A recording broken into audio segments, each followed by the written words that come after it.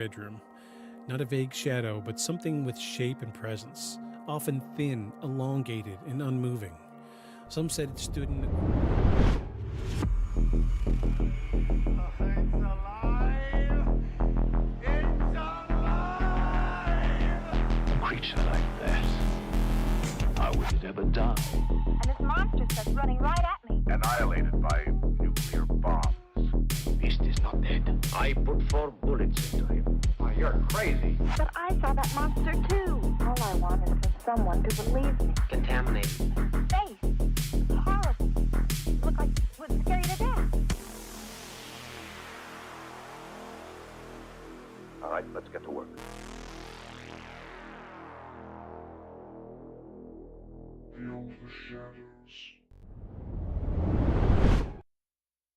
Hello. Hello. Hello. Hello. Hello. Hello. Let's get into it. Let's hit this opener. Let's do it. Imagine waking up before sunrise to feed your animals, like you've done every morning for years. As you step into the pasture, something feels wrong. The silence is unsettling. Then you see them.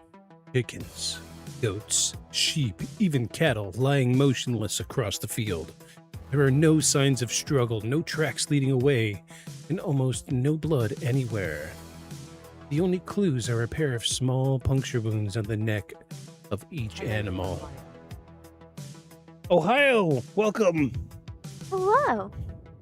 Within hours, the rumors begin. Whatever killed them wasn't a wolf, a coyote, or any predator. The Chupacabra. It is a name that would soon spread around the world. The Chupacabra. Welcome, Vicky from Ohio. Yes. Welcome, friend. Welcome to Beyond Shadows podcast. I think you're new. I think I've seen your name once. Damn it, sorry, I interrupted the intro. No, it's totally fine. We love it. We love the hijinks with the intros. Yes. Since like the deep voice. Happy Sunday, guys. Happy Happy Sunday. Sunday, world. Hello. Welcome, Vicky from YouTube land. It's good to know that YouTube's still getting some traction. Was just last night. So what I like to do when I'm working on the script for the podcast is I like to watch people's streams, live streams. Yeah. Hello all. Another great topic. Yep, I'm new. Well, fantastic, Hi, James. Vic. Oh, welcome, James. Vicky, glad you're here. We'll get into introductions here in just a second. It's part of our normal script, but welcome. I'm glad you're here. We do this show live every Sunday. You hit the nail on the head. We're live first thing every Sunday. Sunday evenings, depending on what time zone you're in. It's 5 p.m. here. But we're paranormal podcasters. Welcome in, Vicky. Hey, James. Last March, there were 8 BF sightings reported in 4 counties near Cleveland. Oh, yes. Oh, yes. We talked extensively about this just recently. And the Bigfoot sightings are getting more and more frequent. And like some people are like, oh, well, it's just because he's, constant deforestation. But there's a school of thought that's saying that there's so much trauma in the world right now that we're thinning the veil between this world and the parallel universe, and that's why we're seeing more cryptid sightings and more UFO sightings. Ooh, that's an interesting. It strengthens the idea that a lot of paranormal happenings are parallel dimensions seeping through. I remember the parallel dimensions part, but the trauma part's pretty interesting. Yeah. Because generally speaking, when we see a lot of like UFO stuff, it comes with a warning. Oh, you guys are destroying the world. The warning's always there. Mm-hmm. So it stands to reason. World trauma is happening, and the veil is thinning. Yeah, it's really interesting. Hello, worlds. Interesting. Anywhos, glad everybody's here. Glad you're here, Vicky. Glad you're here, James. Glad you're here, Worlds. I was just talking to Hazel about you. I was like, usually I have like 15 messages before, every 30 minutes leading up to the show. But no, I'm glad you're here. My mic is a little hot tonight. Jeez. I hope it's not too loud. I'm sorry, y'all. I get excited. Yeah. I get excited. Anyway, hey, glad everybody's here. There's my Picard. Picard. Yeah, we did not watch Star Trek this weekend. That's what we were missing. I know. I knew I was looking on the server, finding something to watch, and I was like, there's something that we're just not watching. I couldn't put my finger on it. It was Star Trek. Yeah. We didn't watch Star Trek this week. Yeah. Nuts. Shame on us. No. Anyway, y'all asked for it. Y'all got it. Tonight we're covering the Chupacabra. I think this is the last cryptid that I did not want to talk about because the evidence is it's up and down. I'm not so crazy about the evidence, but we're gonna have some fun tonight. I do have some stuff prepared. Ooh. Get ready. So one of the pieces of evidence we actually touched on in season 1, back when we did rapid fire episodes, and it's the most recent sighting, and it's a toss-up. People think it's either Chupacabra or people either think it's a skinwalker. Oh. But it was captured in 2021 in Texas. Something about Texas. I don't know what it is. Something about Texas. Yeah. Any hoots and hollers. Glad everybody's here tonight. Yes, tonight is listener submission. Everybody wanted Chupacabra for some reason, so we're going with Chupacabra. They did. I hope a lot of I hope there were several people who voted for Chupacabra. So I hope that we see all of them tonight. Yeah, worlds. Holler at your friends. Where are they at? Where's our Australian friends at? Where's our England friends at? Everyone should be here. All of y'all that voted last week should be here. So it's a requirement for voting is you have to be here. Maybe they'll come later. Good question. Yeah. Where are they? Where are they now? Anyway, glad everybody's here. We've got an amazing show lined up. We've got 5 full acts of wonderful information coming up. We have photo evidence. Who was the lady who found a Chupacabra and sent samples to a lab? Do you know the lab results? Don't know the lab results, not off the top of my head, but I do know her name. I actually have her name. Got it down here. Where'd it go? That was Madeline Tolentino. She was the first person to report the Chupacabra, and we'll be talking to her on the phone later. I got her on the phone.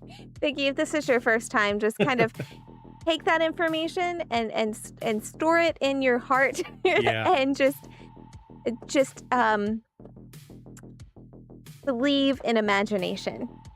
There's lots of little things that we do in this show that most people don't do. We the dream was this to be a comedy paranormal podcast, but I'm just not funny enough. So it's just a paranormal podcast where we try to make good jokes. So instead of making good jokes, we make witty commentary. And we make these little... You'll see, because it's all coming right now. Let's get into the intro. Welcome, everybody. This week on the podcast, we are discussing the Chupacabra, monster, mutant, or mass hysteria. Welcome, everybody. I am Victus. I'm There are Hazel. some good two coasts where Art Bell just gets people to phone in and try to pronounce the name of the Chupacabra. Coast to coast. I'm a big proponent of coast to coast. Look at that. We got people There coming we in. are. Saint Left. How you doing? Second week in a row ruining your intro. Saint. Saint, how you doing? Flip's here. I see Flip that noise. Not to be confused with Blip. Flip that noise. Welcome in.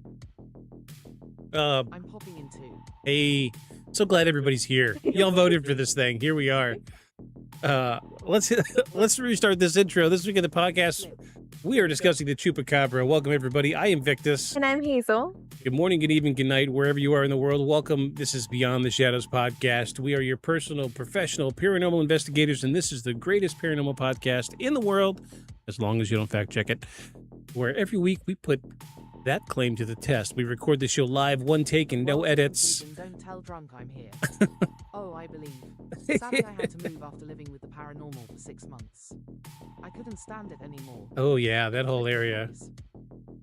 Yeah, one take, no edits. Try to figure out if this week's case is truly paranormal or just bullshit. Hazel, how are you doing this week? I'm doing okay. I didn't get to do my acupressure mat before the show. Yeah. I'm not super relaxed, but I'm like hype. Hyper's good. We need energy tonight. because the last couple episodes have been a little lackluster, not quite the energy that we usually have. Maybe that's my fault. No, Acupressure mat. It's not your fault. It's not your fault. I think last episode was like super exciting. We had like lots of. We can mentally poke you with spikes if you like. I would like that. Yes. See, it. I think Saint knows Do the it. mat. Do it. Do I it. think Saint knows the mat that you're talking about, the Yeah. acupressure mat. Well, I guess it's kind of in the name, isn't it? Yeah, but it's awesome. Are you warm? Am I Think It's warm? really hard. I am. I feel it. No, I am comfortable. Okay. Yeah. Oh, you have like moisturizer on your face. I do have moisturizer Okay. on my face. Just making sure it wasn't sweat. I'm making sure you're not I'm sweating in here. glowing. No, I'm She's kidding. glowing tonight. I'm kidding. How are you doing, Victus? I am well. Very busy work week again as usual. Geez, barely had enough time to do anything this weekend. It's been a crazy weekend. And we say that, but like, really, we just did one thing extra yesterday that took an hour. But still, I mean, like today, like a normal Sunday, I don't do anything. Yeah. And today I've been very busy. Not including our nap earlier. We did take a Oh, nap. we took a nap. Yes, we're great nappers. Yeah, We got the puppy to nap too. I know, which is very exciting. So developments on the puppy front. This weekend was the first time we tried to leave him outside of his kennel after leaving the house. Yeah. Usually we put him in his kennel when we leave because he is young. But I think we're to the point where we're going to start trusting him a little more, and we'll see how far we could stretch that. And we left him out of his kennel while we went grocery shopping. For like an hour and a half. Yeah, and Hazel was like really paranoid Hmm. that he was going to get into something. And I'm like, look, he's just going to lay down and wait for us to come home. And we've got a camera in the kitchen right in front of the door. And that's exactly what he did. He laid in front of the door and just waited for us to come It was home. pretty pitiful, honestly, but like, it's okay. So now we need a bed by the door if we're going to start leaving him out more. But no, this is end game. We want to leave him out. We don't want to keep him in his kennel all day. Yeah. It's but he is young, so Yeah. But later on, when he comes in, we do have a small surprise, which I'll show y'all later. I don't want to tell you yet. Because that's just how we make it a good surprise. And speak of the devil, let's go ahead and drop it right quick. Basil-based Bob.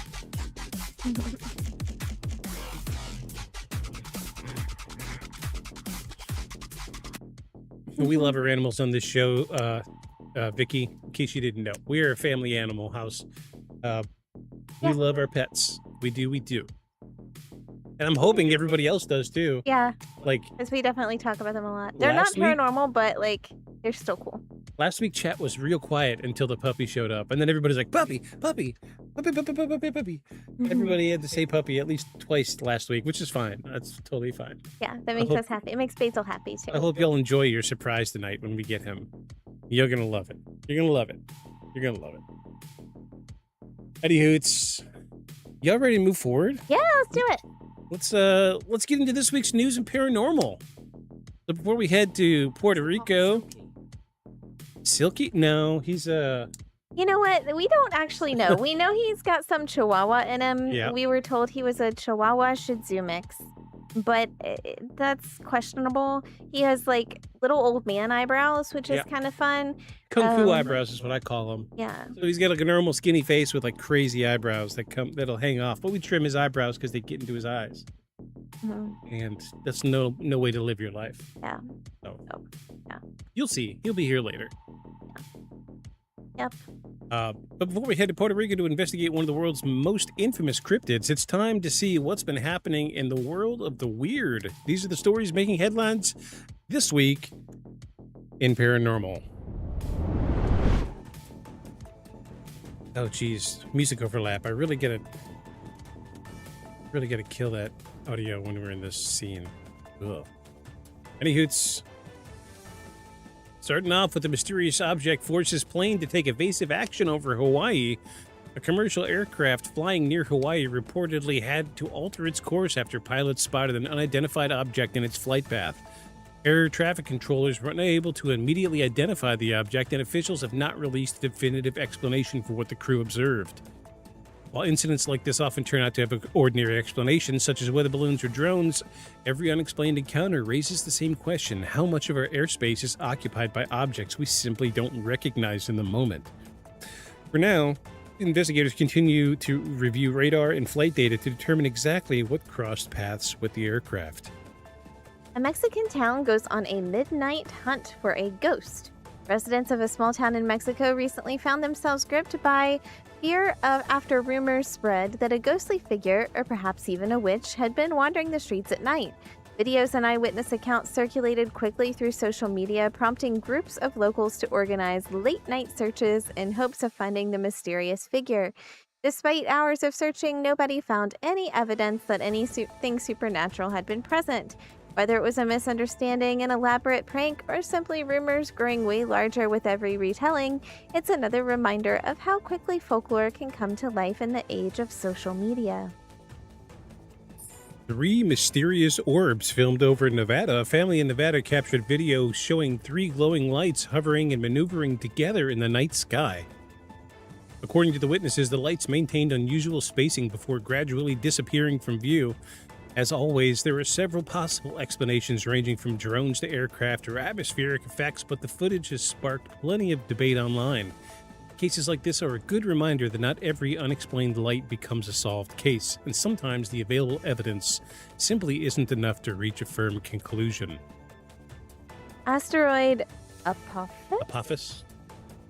Apophis, yeah. Apophis. You get it. Will soon become visible to most of Earth.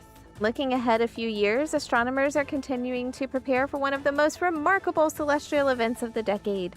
In 2029, the asteroid Apophis will make an exceptionally close approach to Earth, becoming visible roughly 90% of the world's population without the need for a telescope.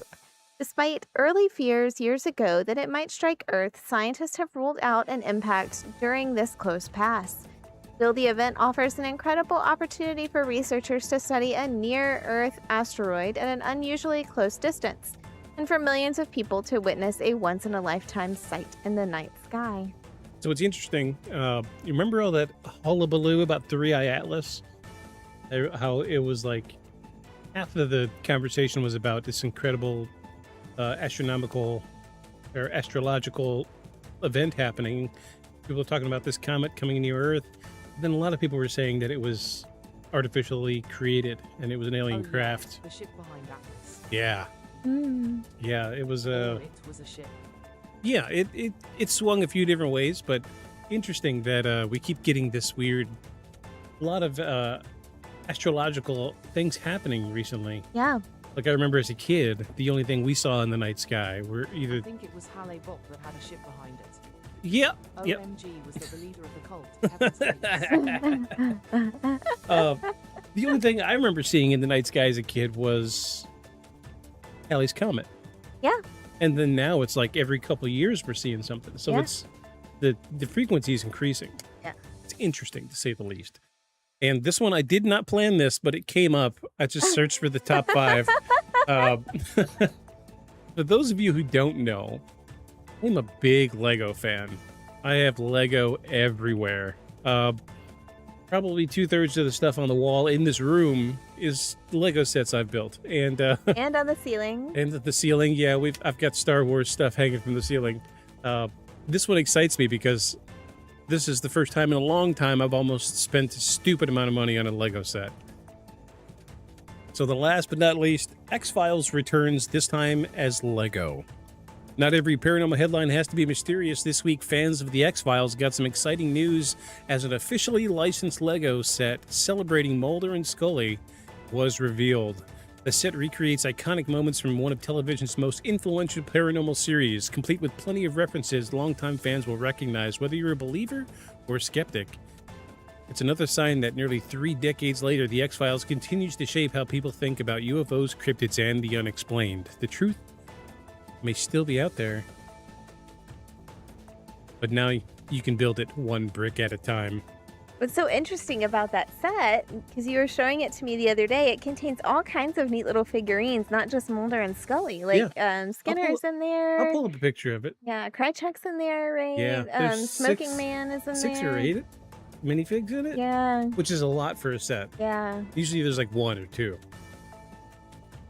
But that's it for this week's News and Paranormal. If any of these stories caught your attention, let us know and tell us what you think. And Chad, are we looking at genuine mysteries, misunderstood events, or just another week of an internet making the strange even Billie stranger? Eilish's mum was in the X-Files. Really? Fascinating. Yeah, that's cool. Let's just go ahead and switch. Let's switch back. Toys. Let me look. I'll show you. Let's pull up. There's also an X-Files little golden book. In case Maggie you've got Baird. in case you've got a little one or two running around and you want to go ahead and educate them on the X-Files, that is something you can buy. Or if you're just an adult like me who likes funky little golden books. Yeah, didn't we buy the We bought Bob's Burgers gold book for yeah. your niece? Yeah, no, we bought the Bob's Burgers one for us. Oh, it's And still here. It is on our shelf. Oh, it's on Our the Bob's shrine. Burgers shrine, Yeah. yes. So this is it. This is the X-Files Lego set, which is really cool. I see Skinner. I see Smoking Man. We got Mulder, Scully, the Gray Alien.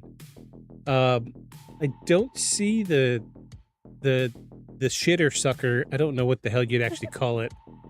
Maybe you should find out the name. I call him the shitter sucker because he hung out in porta potties. Yeah. So we got Skinner, Scully, Mulder, Gray Alien, Krychek, Smoking Man, the shitter sucker. I don't know what his name is. And then Deep Throat. Question mark. World says fluke, question mark. Fluke? Oh, the Yes, Fluke. Fluke. Yeah. That's it. The Fluke. Yeah. You're right. You're absolutely right. I always called him the shitter sucker. Out of all of the episodes of the X-Files, that one scared me the most as a kid. Because it was like the second or third episode. And they spent so much extra time on the prosthetics for that character. Keep saying shitter. The shitter sucker, yeah. Oh, you mean Peter Buttleach?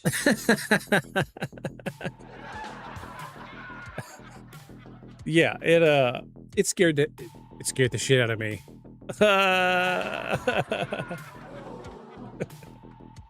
Yeah, but it's cool. It's a cool little set. I want it, Yeah. but it's like $300. Oh, I thought it was 200. Maybe it's 200. But I mean, that's still. here's the sweetener: is if you order the set online, you get an extra bonus set along with it as long while supplies last. Here you go. Yeah. This is the one. So you get Scully in an autopsy lab as a bonus set. Oh. That's brutal. Using a podcast to justify you buying it. 10 out of 10. Look, I already Well, told just him. order it now. I already told him it was totally Nefarious, okay. we're about to take a trip, so I don't know. I'm gonna maybe That's in a few months. we'll talk about that as soon as we get done talking about Lego. But I don't know. It's a lot of money to justify for a set of because you can ask her when I buy Lego sets, they're almost always on clearance. Very rarely will I buy a full price set. They're just too damn expensive, y'all. It's not like it was when I was a kid when you can get a great Lego set for $20. Yeah. But also, Because I'm like, $200-$300 is a lot of money for something I'm gonna spend a few hours on, and then you're just gonna see it. Like Yeah, but, you might not you even know. see it in the background because I don't know if I got any more room here. I believe you would figure that out. I believe in you. Believe in you. I want to believe. Yeah, I'm not covering the poster any more than we've already covered it. So I don't know. I mean, I want it, but that's a lot of money. That is a lot of money. That's a car payment. Zane already said you could do it. I know, but I feel like you need no more permission.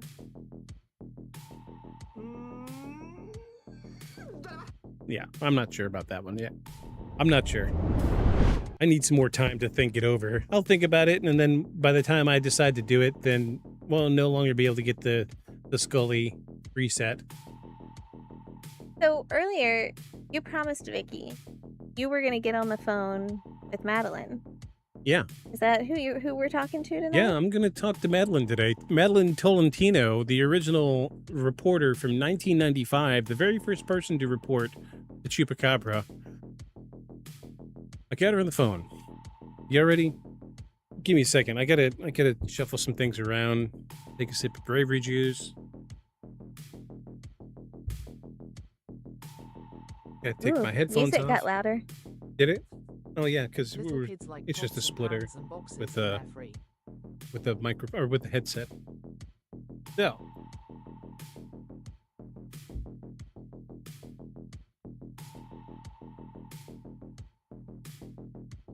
I'm gonna keep it on the handset until I'm ready to pick it up because it makes such a good sound when you pick it up.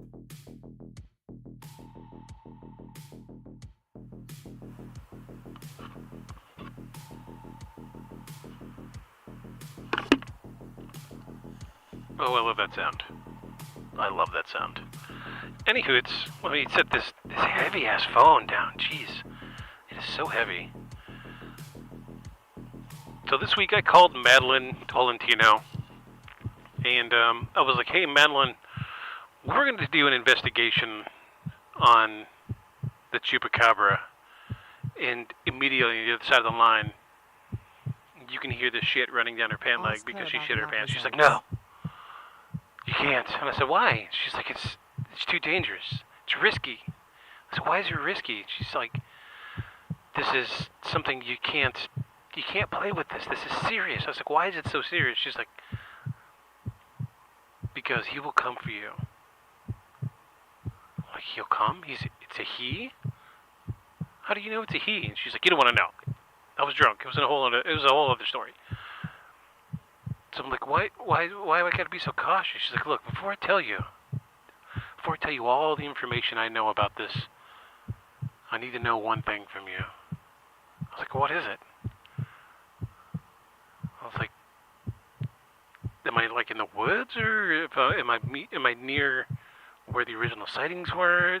Like, am I isolated? Do I have security cameras?" And she's like, "No. Look, there's one thing I need to know. One thing." I was like, "What is it?" And that's when she asked me this one question. She said, don't laugh. I see you laughing already." She said, "What shirt are you wearing today?"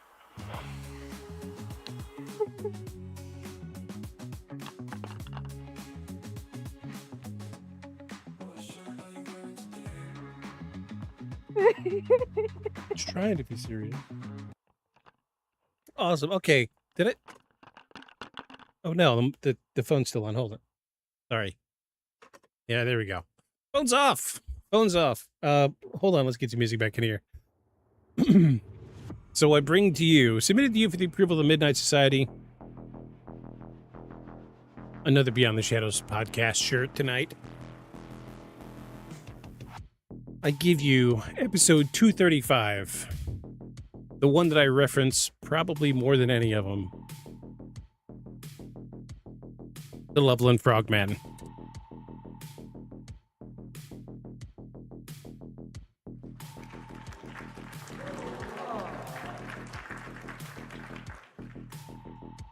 See, he's even got his little sparkly wand shooting sparks. I made sure to include the sparkly wand because that was his thing. Is he would shoot sparks from his wand, his magical wand, and which is just so obtuse to the story. It makes no sense to the story whatsoever. Oh, nice Frogman. Yeah, so the Loveland Frogman. I will reference this constantly. Great shirt. I love it. I like that I use like a collegial font because I thought Loveland looked good in like a collegiate font, and it looks like a college shirt. Yeah. I dig it. Like Loveland College, the Frogman. Yeah, it works. Yeah. It works. Yeah. So for those of you interested, I did open up the Discord invites. So if you're watching us on Twitch right now, you can scroll on down. There's a link that I give you. It's a permanent link right now until we get a handful of people in there. We're going to close it out like I did last time. But there are links to the Discord down below, and you're welcome to join the Discord. And we've got all sorts of Beyond the Shadows podcast shenanigans going on. I realized that it was just me and Worlds talking, and I'm like, you know what? I think it's time to open it up and let some other people in. There's like 23 people in the server, but Worlds and I are the only two that talk, so I'm opening it up. 90% of it's just me shitposting. But if you're interested, you're welcome to join the Discord. Be kind, be courteous, post what you like, just don't be disrespectful. That's all I ask. Yeah, don't like post like racist shit. That shit don't fly. Nothing homophobic, nothing sexist, but you know, the occasional gay joke's okay, I guess. Have you seen one of the videos I posted? It was an SNL skit of Harry Potter, but the story of Harry Potter was he was gay, and him and Ron are like, like you dropped your wand, and he's like, I'd like to see your wand sometime. This episode has just degenerated very quickly. I don't understand what's happening right now. Sorry. Anyways, yeah, I talk too much. Oh, geez, my God, I talk too much. I think the YouTube is like a fraction of a bit behind.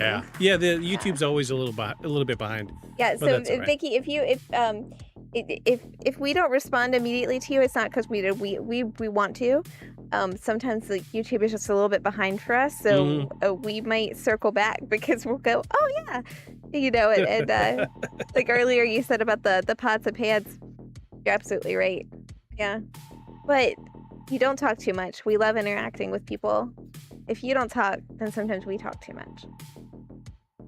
Yeah, we will always stop to interact with chat. The intro is the big important thing. We've gotten past the intro now, so we can dilly-dally with chat a little bit. I hope y'all are ready for this, because everybody in chat tonight are the ones that recommended tonight's case.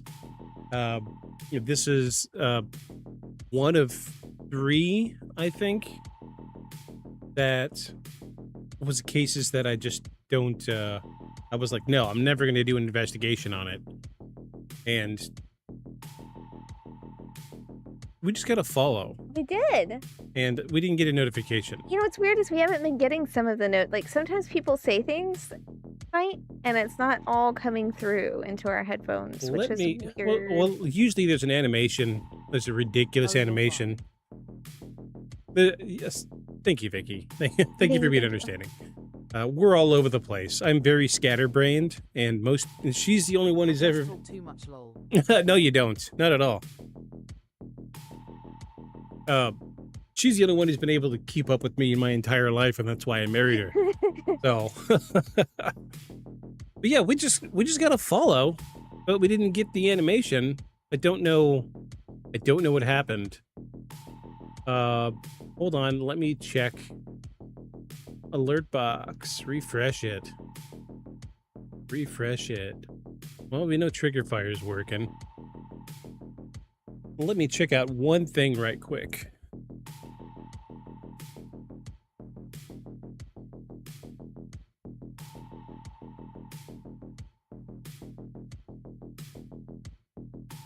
There's these third-party streaming apps, or like plugins, have been a little buggy lately, because there's whispers that one of the big ones are going to be going out of business. So a lot of people that use their plugins are going to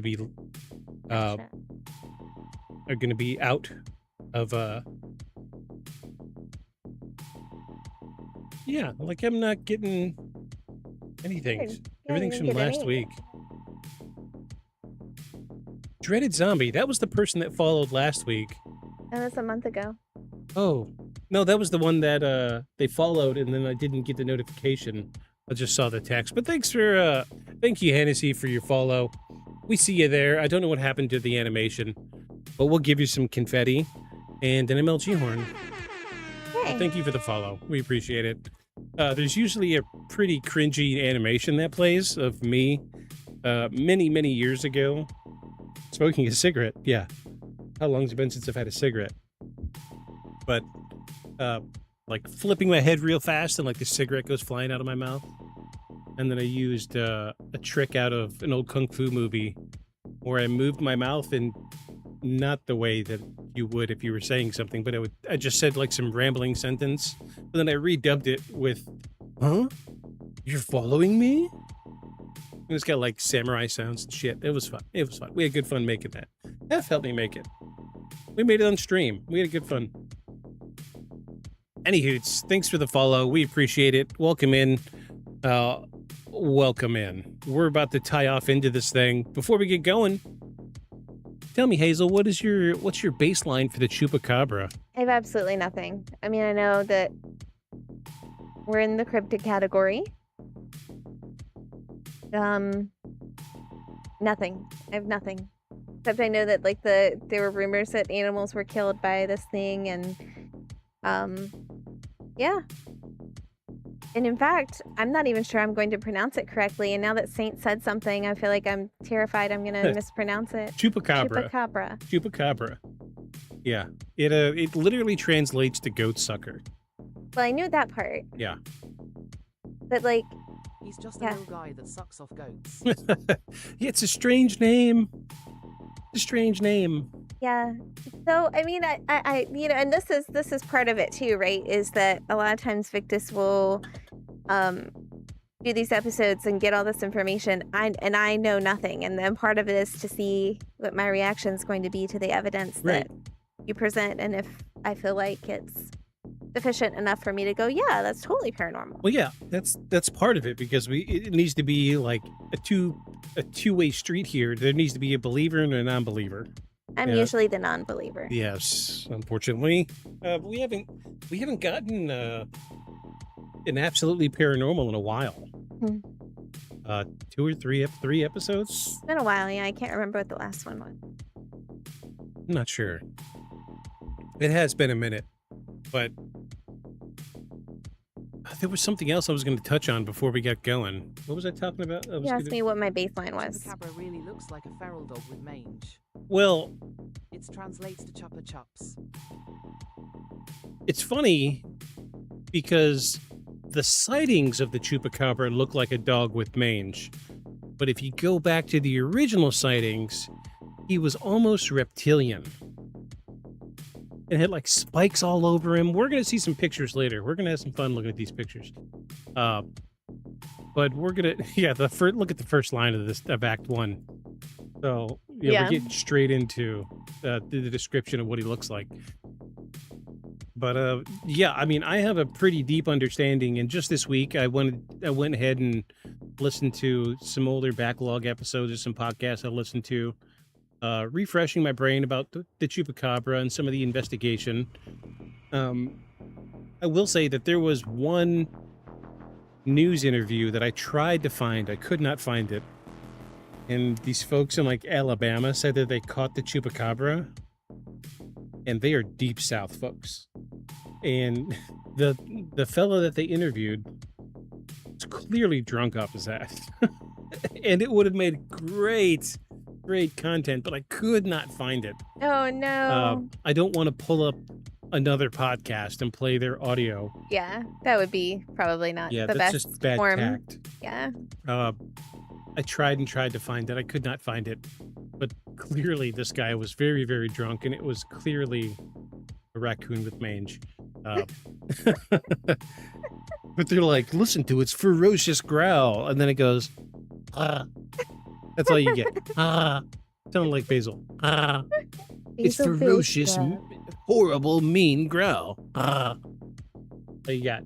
That's funny. Yeah, it was like a little side note on the news channel that night. It was bad. It was bad. But they said they chased it. They saw it in the yard, like rolling around, like disoriented. Mm-hmm. And they came out and started chasing it with a broom, and it ran up a tree. And then they caught it in a raccoon trap. And Because it was a raccoon. yeah.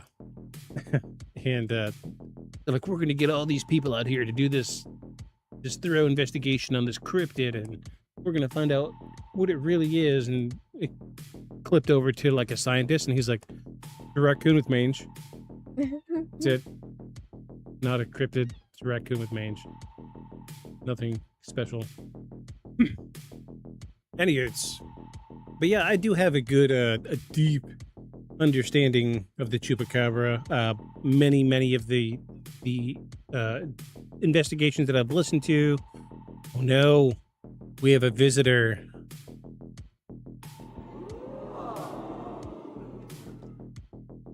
I think that calls for an olive oil drum and bass, everybody. As I find it. As soon as I find it. Surely you mean au revoir? No, goodbye.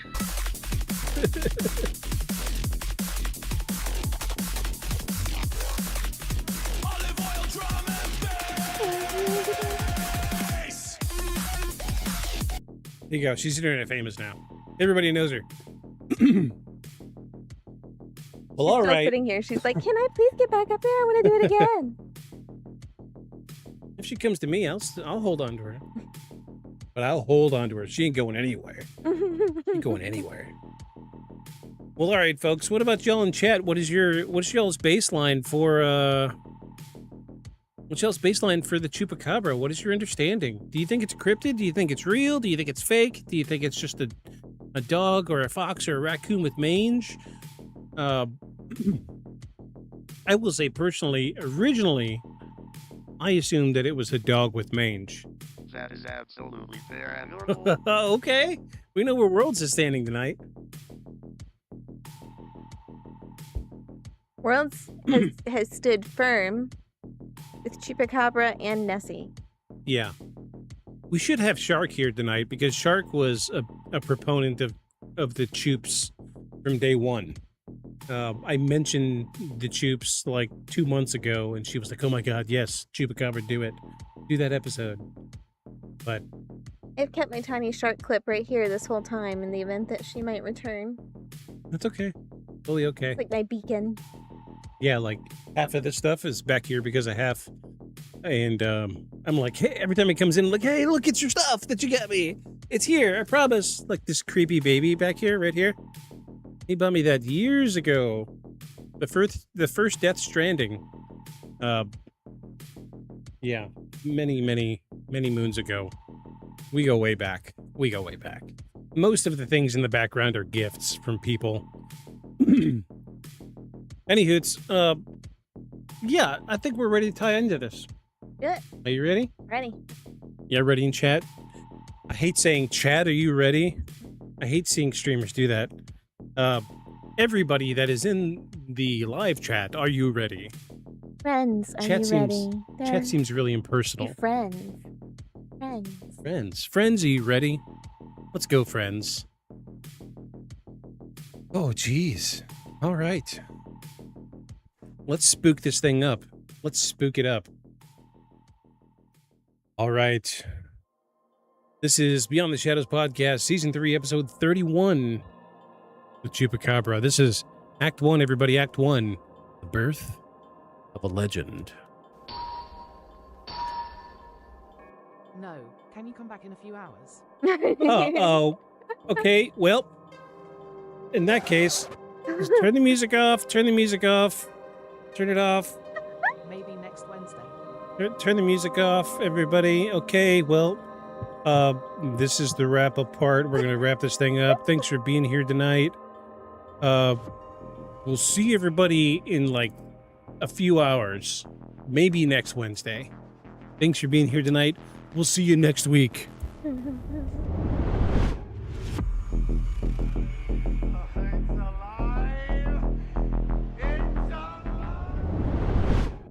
No, I'm joking. I'm totally joking. We're actually going to do this. We're going to do the podcast.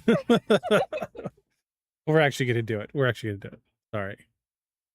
Yeah, we're actually going to do it. Sorry, worlds. We cannot wait a few hours. We're here now. Anywhoots, this is Act 1, everybody. Act 1. I am funny. Yes, you are.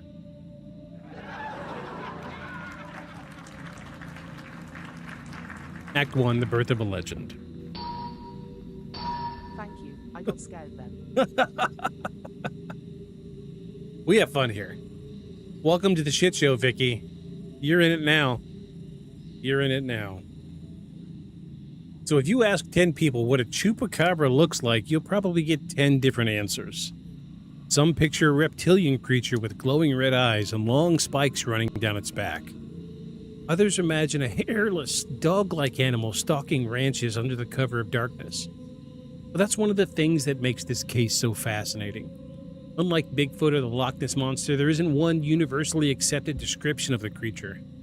In fact, there are really two chupacabra stories, and they begin thousands of miles apart. Our story starts in Puerto Rico in the spring of 1995. Farmers across the island began reporting something deeply unsettling. Chickens, rabbits, goats, sheep... I almost ended the video. Oh no, don't. No. No, don't do that. I worried someone would. I was like, well, I gotta drag it out a little bit to make it funny, right? Because I'm trying to make this a comedy podcast. Yes, it almost ended in tragedy. Don't go anywhere. Don't go. It was a joke. It was a joke. Fall flat. Fall flat. It was a joke. So chickens, rabbits, goats, sheep, and other livestock were being found dead, often with what appeared to be small puncture wounds on their necks or chests. Many owners claimed there was surprisingly little blood around the carcasses, leading to rumors that whatever attacked these animals had somehow drained them of their blood. 61 years. Bring it on. 61 years? Good gravy. I thought I was old. Sorry, not to punch at your age. 61 years? No way. I'm 40 and I feel like I'm 68. Makes you feel better. Sorry. Vicky, we are glad you were here. Did you see that look she gave me? I gave him a look. My blood ran cold for just a half a second. I said, It's like, oh God. daggers jeez. over there. Oh jeez. Vicky is 61 years young. Precisely, and I'm 40 years old. Olive oil is returned. She's skulking. If she sits in the magic seat, y'all are gonna get to see the surprise early. Where were we at? Many owners claimed there was surprising little blood around the carcasses, leading to rumors that whatever attacked these animals had somehow drained them of their blood. I was really hoping the word extenuated? Am I pronouncing that correctly? Extenuated? Do I know a word you don't know? No, I know what word you're saying, but now I'm like, are you pronouncing it correctly? Extenuated? Jeez, I wouldn't even know how to pronounce this. Extenuated? I have kids older than you. Oh gosh. Welcome. I'm glad you're tolerating our energy. Exsanguinated. There we you go. go. Yeah, we need to hear it in speech chat. Exsanguated. Exsanguinated. Exsanguinated. Hold on, let me... Exsanguinated. Exsanguinated. Exsanguinated. Let me drop it in chat a couple times. Exsanguinate. Exsanguinate. Hold on, I gotta put a D on the end of that. You can kind of break that. Exsanguinated. Yeah. Exsanguinated. There we go. I really assume back to my Being blood. right, and X means to be void of it or be missing. Yes, Gwyn. They've Like taken it. Hazel said it. Exsanguinated. Exsanguinated. There we go. I really thought back to my point. I really thought that exsanguinated was going to be in the script a little bit more, but for some reason You just didn't. it just didn't come together like that, because I guess a lot of people don't like. You knew the word, right? But Exsanguinated. Yeah. it was in the X-Files like crazy. Yeah. Scully loved saying exsanguinated. You did. The reports. Sorry, back on track now. Anesthetist. Yeah, we say shit all sorts of weird here in the States. Sidebar. I listened to this podcast called Chameleon, and it's about. These bodies have all been exsanguinated. There you go. Oh, yeah. Well, no, it's usually Mulder's saying, but Scully.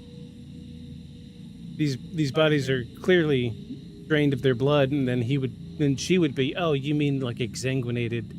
Isn't a naturally occurring phenomena. Clearly, you're dealing with some type of fanatical human.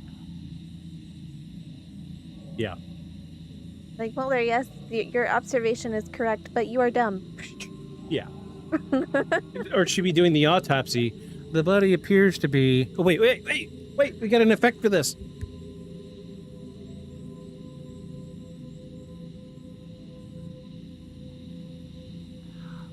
The body appears to be exsanguinated. 2 puncture wounds on the neck. Clearly the location of where the exsanguination happened. Lacerations to the neck next to multiple bite wounds. Clear signs of exsanguination.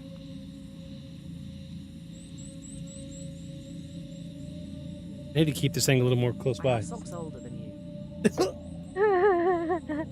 What brand are they? Because mine only last a couple months. Hey. So anyway, what was it? Oh, Chameleon. So I listened to Chameleon. Actually, impression. Of my impression of Scully. Yeah, that's as best I can do it. Scully. Yeah. I can't do it. I can't do a female voice. Sorry. No, she'd usually be like slower and like droning. There appears to be marks, ligature Scully's marks. voice is beautiful. Again. Scully's voice is beautiful. Yeah, she's always had a great voice. She'd make a great podcaster. And It's quite data from Star Trek. It was, yes, it was very Yes. precise. Yes, Absolutely. Yeah, that's maybe that's why I like Data so much, maybe. because I'm such an X-Files fan. Yeah. You are way off track. I'm way off track. Ha ha ha ha. I was going to say, I listened to an episode of this podcast this week called Chameleon, where they talk about people who are like social chameleons and scam people. And long story short, they were talking to somebody in England, and they were in like a really obscure part of They don't England. make socks like they used to. Oh, I guess not. And I don't know what part of England she was from, but her accent was so wild that every time she talked, the host of the show would have to recap what she said. And it was like a piece of me was like, oh, I should clip some of this audio and show it on the podcast. Because we have a lot of people overseas. And, I mean, we've all heard World's voice. Worlds has an incredible voice. Incredible. I have been racking my brain about typing up a voiceover. But then I'm like, well, then I got to come up with a new asset and Yeah. write a script and all that other stuff. But yeah, Worlds, you have an amazing voice. Mhm. Absolutely amazing Yes. voice. Yes. Round of applause. Anywho, so let's get back on track. Where was I? Oh, yeah, right here. Right here. There you go. The reports. The reports spread quickly. Newspapers covered the attacks almost daily, and local radio stations filled with callers sharing their own stories. Some believed the wild predator had arrived on the island, and others thought the deaths were connected to a secret government experiment. Trapped in a weenie bin. Yeah, precisely. I lost my spot again. Oh my god. Some believed a wild predator had arrived on the island. Others thought the deaths were connected to a secret government experiment of escaped laboratory animals or even extraterrestrials. As the story spread, so did the fear. Then came the sighting that would define the legend. In August of 1995, a woman named Madeline Tolentino reported seeing a creature outside her home in, Cañovanas. She described something unlike any known animal. According to her account, it stood roughly 4 feet tall, moved on 2 legs, had dark gray skin, large black eyes, sharp claws, and a row of spines running down its back. She said it hopped rather than walked and disappeared into the darkness before anyone else could see it. Her description quickly became the image associated with the Chupacabra, and artists sketched the creature. Newspapers published the illustrations, and television stations repeated the story across Have a Puerto little Rico. ADHD. Yeah, maybe I do. I'm okay with that. I can live with it. I'm making it work. That's why I podcast. Yeah, why I podcast. The name itself helped cement the legend. Chupacabra literally translates from Spanish as goat sucker, a nickname inspired by the reports that goats were among the animals most frequently found dead. It was memorable, terrifying, and impossible to forget. Within months, the Chupacabra had become far more than a local mystery. It was a cultural phenomenon. Every unexplained livestock death seemed to point back to the creature. Every strange shadow in the night became another possible sighting. Fear had created the perfect environment for a legend to grow. But as investigators began examining the dead animals more closely, they discovered something interesting. The evidence coming from the carcasses didn't always match the stories being told. And that's where the story truly begins. I'm done.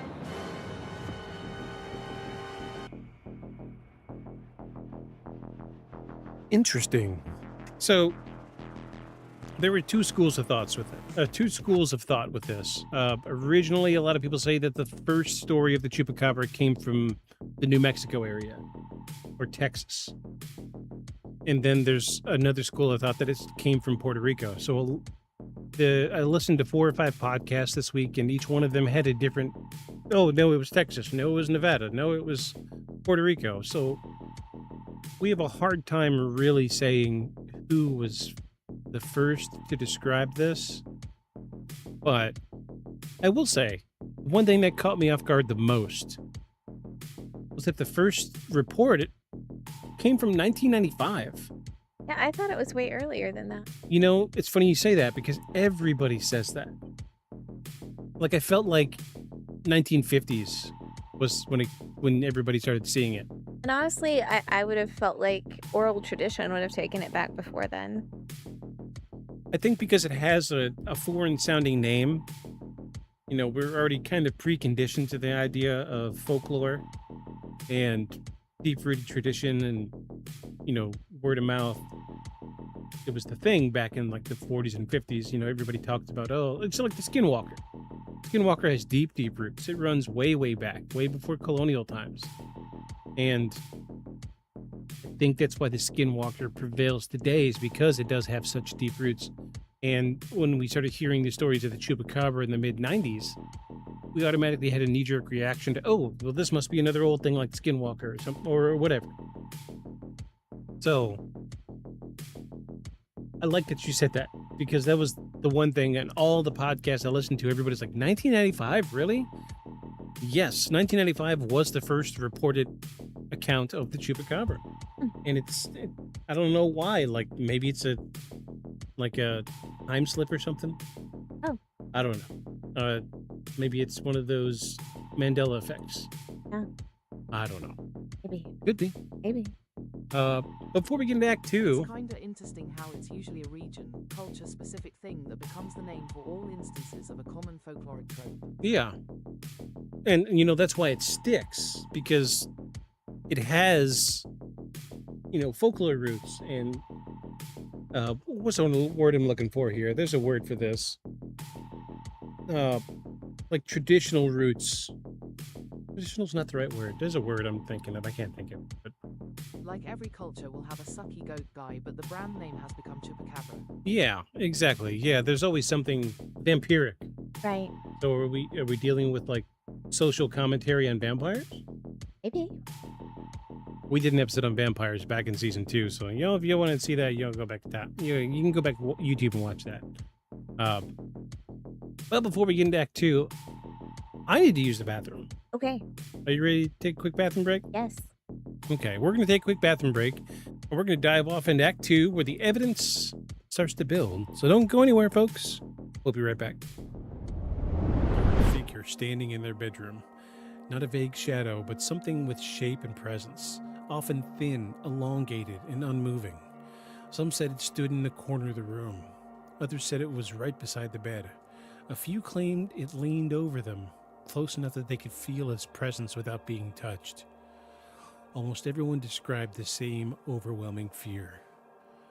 Not a nightmare panic, not a confusion, but a deep instinctual fear. The kind that feels like prey realizing they're being watched. Brazel initially gathered some of the material and took it back to his house. He showed it to his children. They tried to burn it. They tried to cut it. They tried to bend it. It wouldn't cooperate. Some of the material was described as thin, metallic, foil-like, but unlike foil. It couldn't be torn or permanently creased. You could crumple it into a ball and let go, and it would return to its original shape. Brazel went to the Chaves County Sheriff's Office in Roswell and spoke with Sheriff George Wilcox. Wilcox took one look at the material and contacted Roswell Army Airfield. And from that moment on, control of the situation shifted completely. The military didn't send a casual patrol. They sent intelligence. Major Jesse Marcel and Counterintelligence Corps Agent Sheridan Cavett were dispatched to the ranch to examine the debris firsthand. For much of the year, Nome exists in near total isolation. The sun barely rises in December and vanishes almost completely in January, leaving the town wrapped in darkness for weeks at a time. Temperatures regularly drop far below zero, and winds off the sea can turn exposed skin numb in minutes. This is not the place... Okay, fantastic. Much better. Thank you, sir. Thank you kindly. I appreciate that. I'm going to make note of this decibel level, and we're going to stick there. This is not a place where people can casually wander off and survive. It's a place that demands respect, and yet people have lived here for generations, long before gold miners arrived during the Alaskan Gold Rush. Hovering over it all was the same disturbing thread. And in Act 3, we're going to focus directly on those nighttime experiences, the sleep paralysis epidemic that swept through Nome, and why so many people describe the same terrifying beings in the rooms. Because that's where the story takes a turn from tragic to something far more unsettling. I would rather have a conversation than read a script any day. Tonight we're discussing the actual disappearances of Nome, Alaska from 1970s up until 2020 that inspired the movie The Fourth Kind. And it wasn't just disappearances, it was strange happenings, high strangeness in the purest form, lights in the skies, shadow figures, sleep paralysis, owls, barn owls in a state where we're not supposed to see barn owls. People picture a mermaid, but the oldest version isn't about seduction or beauty, it's about altered judgment. Yes, this. It's about altered judgment. It's about the thin line between curiosity and compulsion. And that line appears more often near water.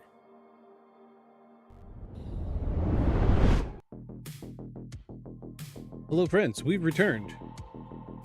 I could have swore I heard... Oh, there is sounds running. Why are those running? Hold on. But then I wonder how much of that is just down to cultural things like Zach Baggins and Supernatural. It's much more tangible and acceptable to the public than the phenomenon. Yeah, I agree with you. I'm assuming we're talking about the Skinwalker. Yeah, for sure. It's become almost like a social norm, especially with the rise of the show, the Skinwalker Ranch. We watched it, and we watched a bunch of the movies leading up to the episode that we did on the Skinwalker. That there's so many people that just automatically lump Shapeshifter into Skinwalker because now it's entered the zeitgeist. Skinwalker Ranch, everybody knows the words, even people I work with. I read a few of the Colm Keller books. Colm Keller, I know that name. Why do I know that name?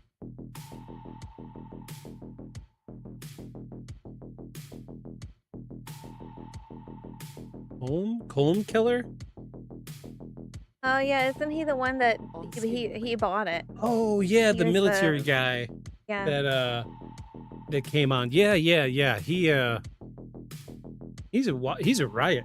Like he's made for TV. He's made for The TV. original big team that investigated the ranch. Yes, I remember him. And then he was the guy doing like the serious, like And then the security Enix guys stuff. bought it and made a TV show, I think. Yeah. It he was a good asset to the show, but I feel like it was, I don't know. They were yucking it up a little bit too much. Definitely had like a Curse of Oak Island kind of vibe.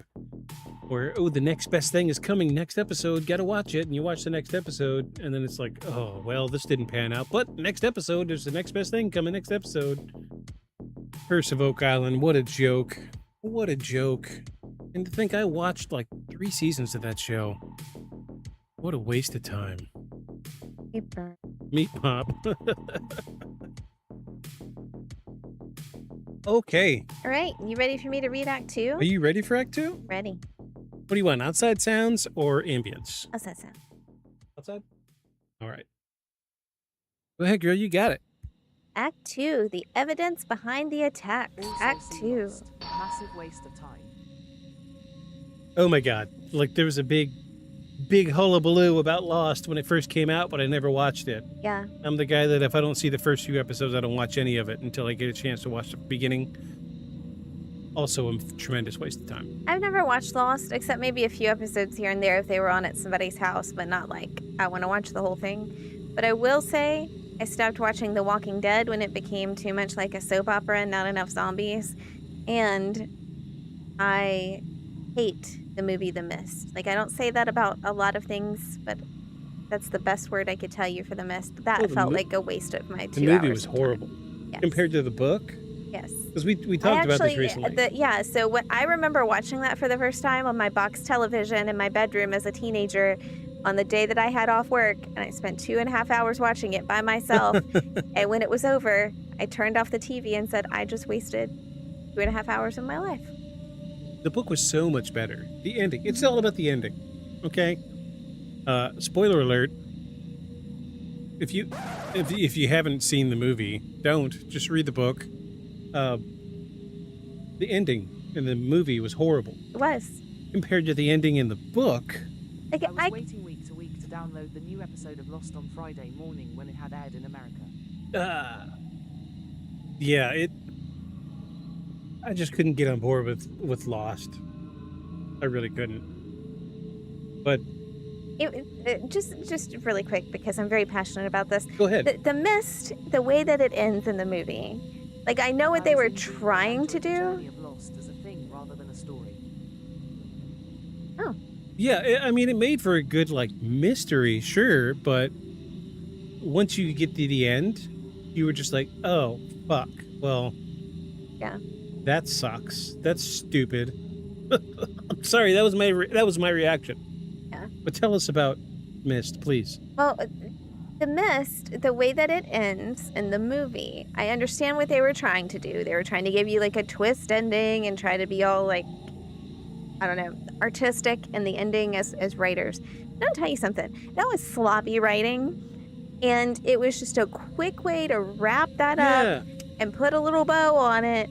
And Yep. I just did not appreciate it. I thought it was crappy. So for those of you who don't remember, My official opinion. Crappy. again, spoiler alert, if you haven't watched the movie, you might want to take your headphones off for just a couple seconds. Him just killing everybody in the car, stupid.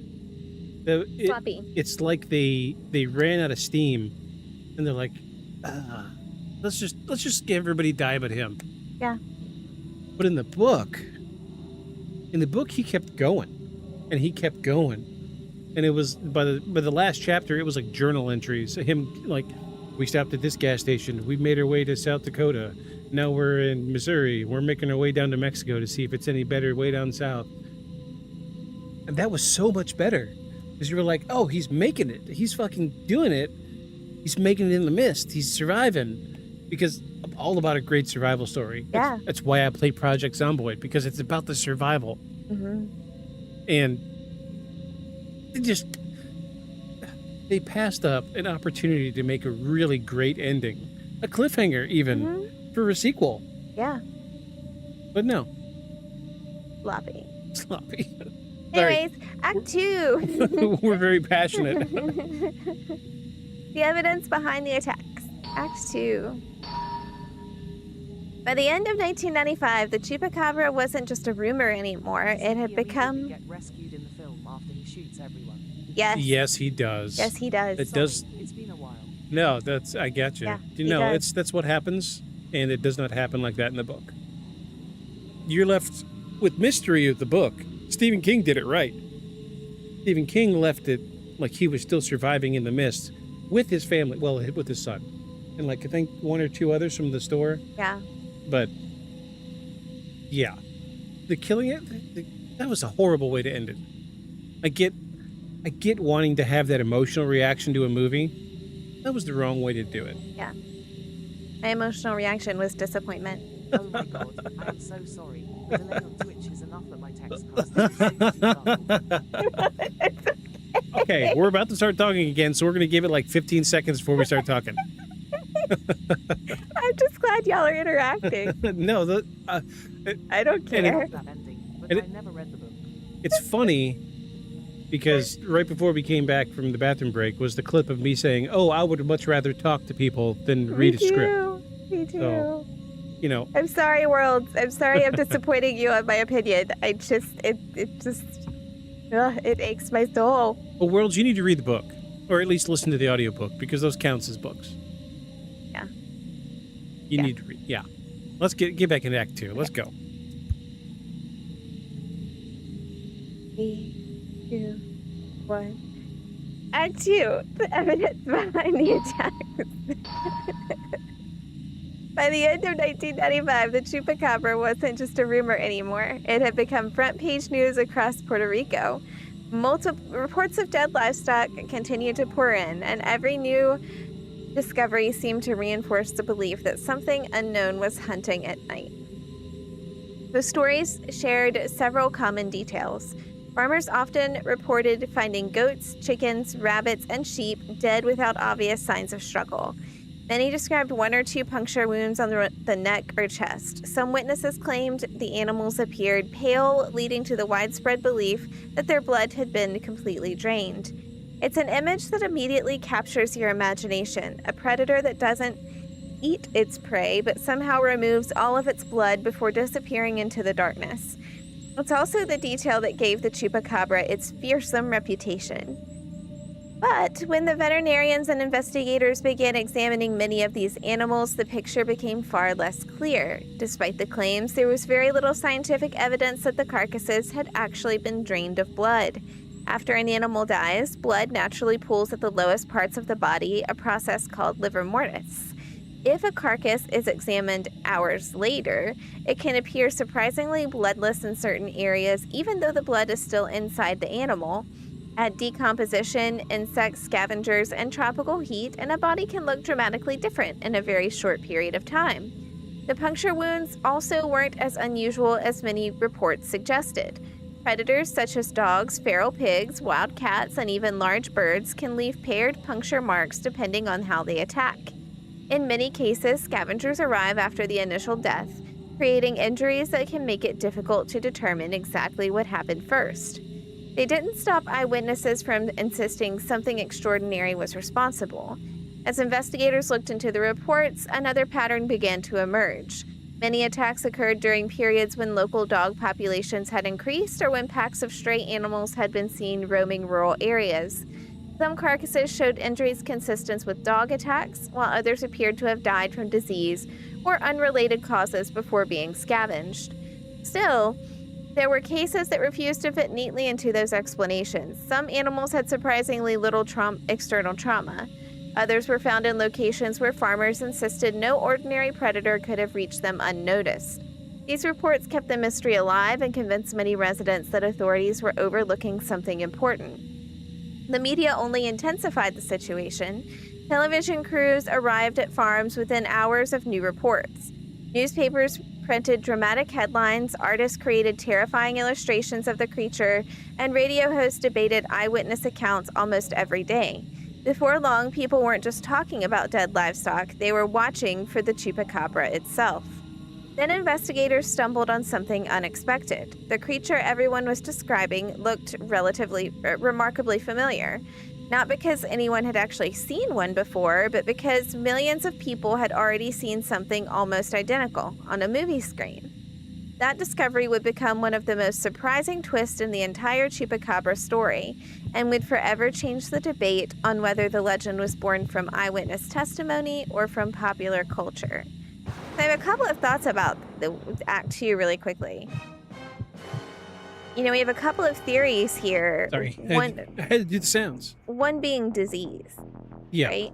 And so, you know, my sister has goats. Or Yeah. she did. And all but one of them died because they got some type of disease, and I don't know the name for it. It's gone from my brain right now, but where they got dehydrated and they could not become, you know, they couldn't get, like, no matter what they did, they couldn't get hydrated enough to recover. Right. Whatever disease they had just dehydrated them completely. I can't remember what it was. But anyway, so that's wiped out this whole entire, I mean, she had multiple goats and all but one of them died. And then there's also the roaming pack of dog. Hyperphobia. Hygrophobia. I don't know don't that know. one. There's also the pack of dog situation, Rabies. which is very interesting because the packs of dogs, so, you know, and this is still true today, but of course, years ago when this all started, if you have someone who has an outdoor dog who's a family dog. Osteodosis? Or Might have human? been it. Tell phobia of water. If you have someone who has, let's say there's like 5 or 6 neighbors, they all have family dogs, they go outside, they run loose all the time. Yeah. They come home, they're really friendly with their family, they're great with their family, they're great with visitors. But when they run in a pack, they become deadly. They take down cows, they take down all kinds of things. I mean, no The matter. pet mentality takes over. Right. And so that makes sense to me. That theory kind of makes sense because even if it's just neighborhood dogs and not strays, it could still be something of that nature. Rabies or not. Right. Does rabies induce hydrophobia? Phobia of water? So I've seen, many years ago, I did industrial maintenance, and I took care of an entire facility with a crew of people. And generally, it was like fixing air conditioners, fixing heaters, replacing light bulbs, fixing leaky faucets. But we had a skunk problem, and nobody likes being sprayed by a skunk. Thankfully, I've never been sprayed. So I would build skunk traps, and we would bait them, and we would catch a couple skunks, then we'd take them 4 or 5 miles away and let them go. But I remember one morning I got to work and saw a skunk out in like a field in front of where our workshop was, and it very clearly had rabies. And this was my first experience with an animal with rabies. My knee-jerk reaction to an animal with rabies is something like you see with the movies. So like when we talk about zombie movies, usually it's like a mutation of the rabies or something that causes, and then they get crazy aggressive and they're going to charge at you. So there are cases, sure, where like dogs or cats or raccoons will have rabies, and they get really aggressive. But this was my first experience with rabies. This skunk clearly had rabies, but instead of it being overly aggressive, it acted like completely insane. And when I walked by, at the time it was daylight, 7:30, 8 in the morning. And those of you who don't know, skunks are nocturnal animals. They generally function at night. But this skunk was in the middle of a field, and it was just going in circles, just like a car would do donuts. It was just going in as tight as a circle as it could walk. So I walked by, went into the shop. I was like, yeah, we got a skunk out front. It's doing something crazy. I'm going to get its trap together. I'm going to set it out there. Went back out like an hour and a half later. It was still there, doing circles. And I'm like, okay, that's a little weird. So I set the trap kind of near it and put some food in there, thinking, give it a couple hours and it's going to wander in there and set off the trap and we'll catch it and carry it off like with the others. 2 or 3 hours later, I go back. It's still out there doing circles. And at this time, it had worn a circle in the grass. Wow. And doing circles over and over. I mean, it was just going like a tight circle, like no bigger than like a basketball. Wow. Just over and over again. And I guess like rabies makes him a little insane. Yeah. And I guess that's where like part of the aggression comes from. It was so weird. Yeah. And for like months afterward, like that, I saw that ring in the grass and I was just like, I don't even want to go near it. I didn't want to cut the grass in that area. I didn't want to touch it. It was weird. It was really weird. And we ended up catching it later because it exhausted itself. It completely... Death spirals are a thing too. Yeah, that's what they call them, death spirals. We ended up catching it because it exhausted itself and it just laid down. So we, everybody put gloves on and we scooped it up into it. Often taken as a portent of impending disaster. Yeah, exactly. Yeah. So we scooped it up, put it in the trap. We actually carried it to an animal shelter because we weren't sure, like, because if it's got rabies, we need to know because that means other animals in the area are going to have rabies too. Yeah. And they tested it, like, it had really bad rabies. Like, it was very infected with rabies. Wow. And like, it was like textbook. It had foam at the mouth. Eyes were crazy and bloodshot and red, and it was weird. It was really weird. I'll never forget that. I could clearly see it in my mind to this day.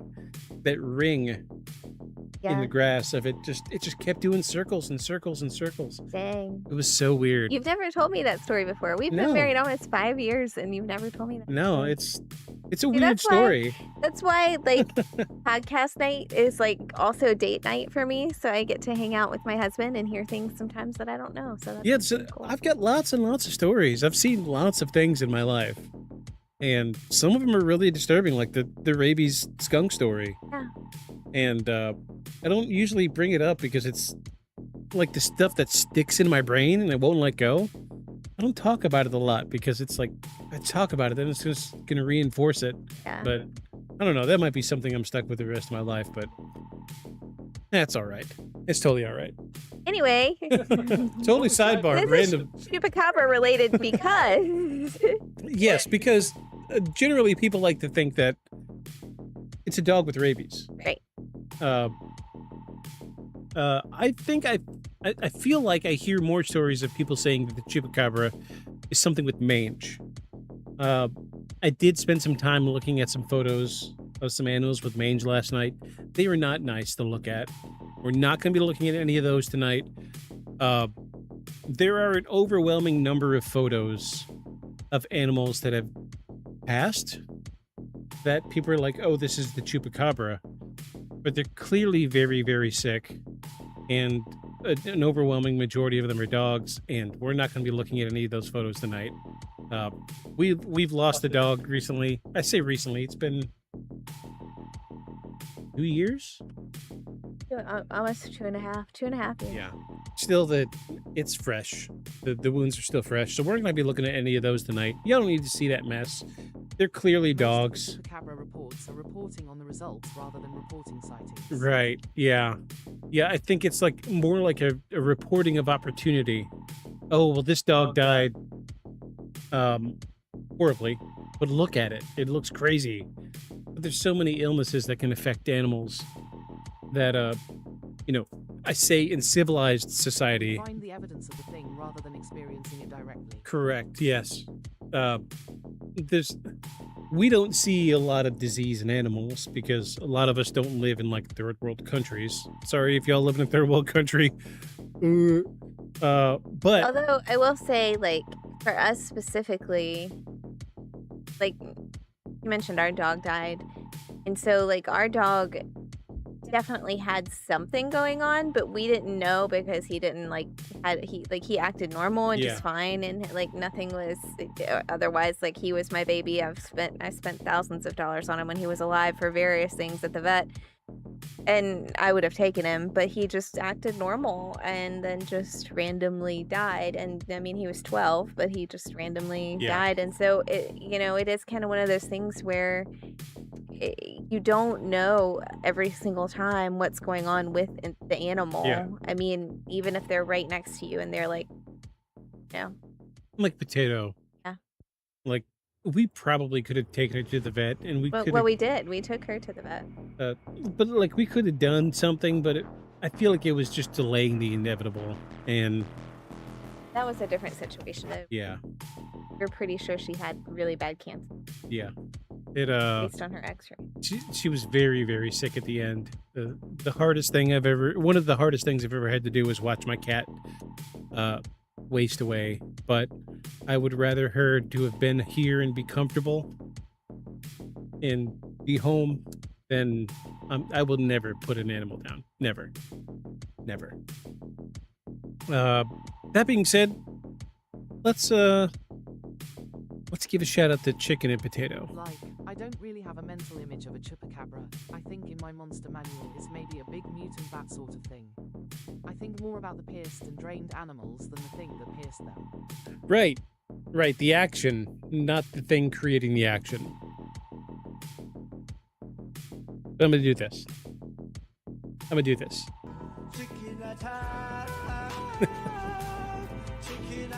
Here's a baby.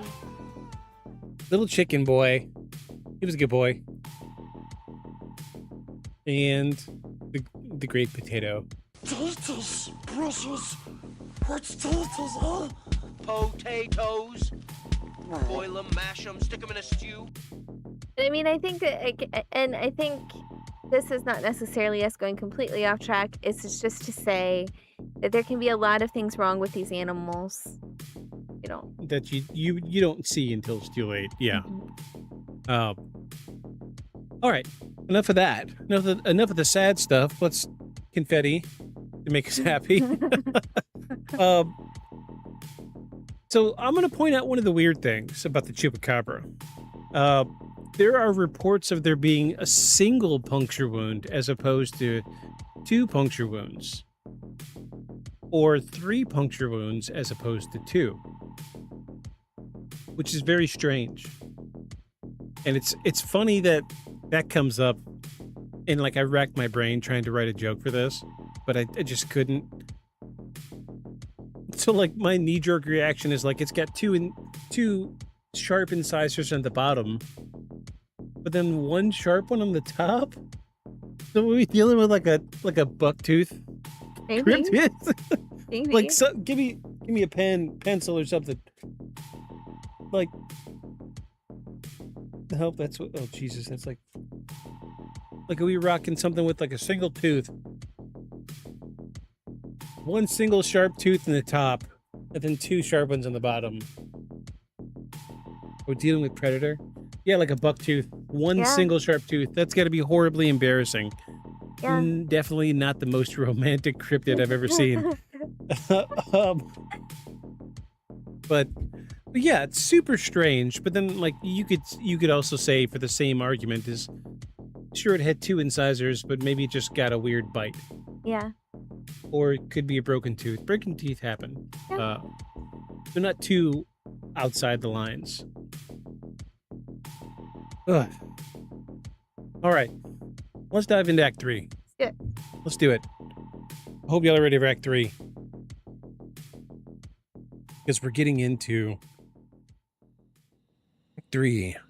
A monster born on the silver screen. Act 3.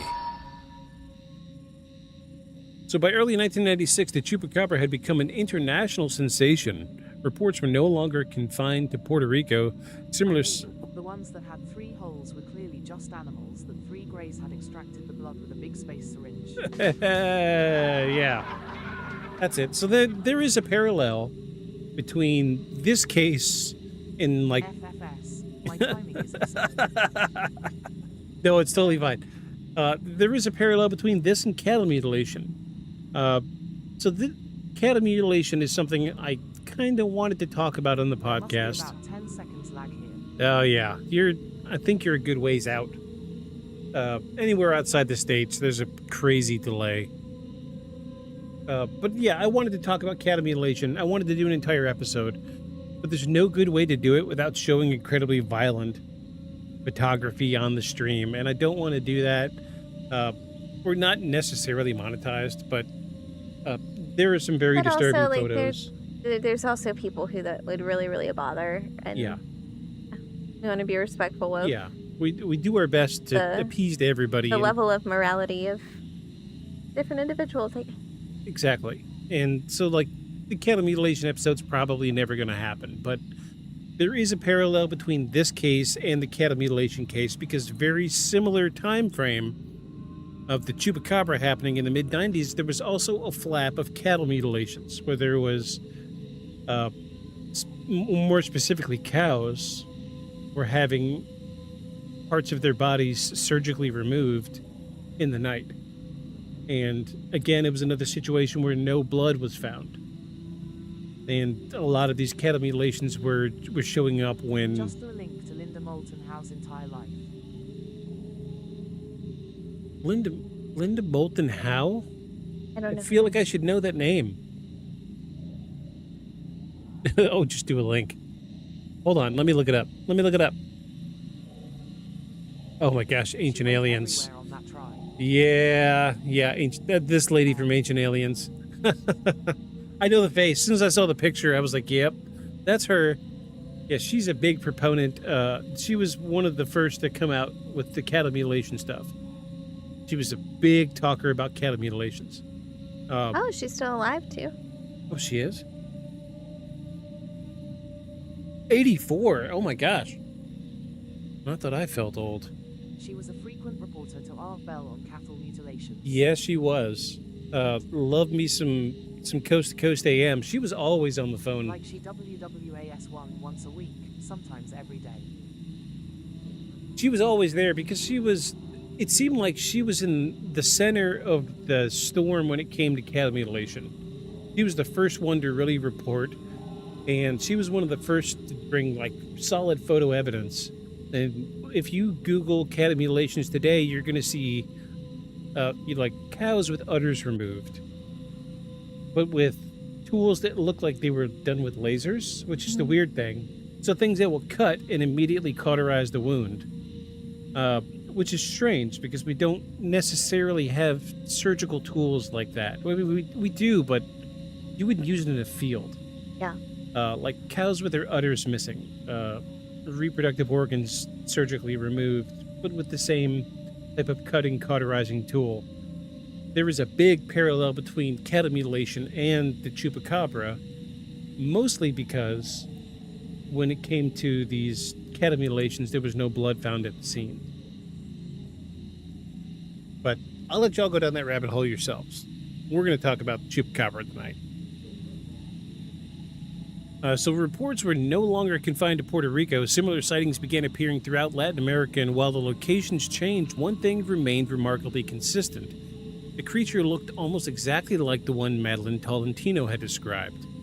That consistency might sound like strong evidence after all. If people who had never met each other were describing the same creature, wouldn't that suggest they had seen the same thing real? Maybe, but one investigator noticed something that changed the conversation entirely. A Puerto Rican investigator, Benjamin Radford, spent years researching the Chupacabra legend while interviewing witnesses and reviewing the timeline. He discovered that just weeks before Tolentino's famous sighting, the science fiction horror movie Species had premiered in Puerto Rico. The movie featured an alien-human hybrid named Syl. And in several scenes, the creature appears with dark gray skin, oversized black eyes, elongated fingers, and a row of sharp spines running down its back.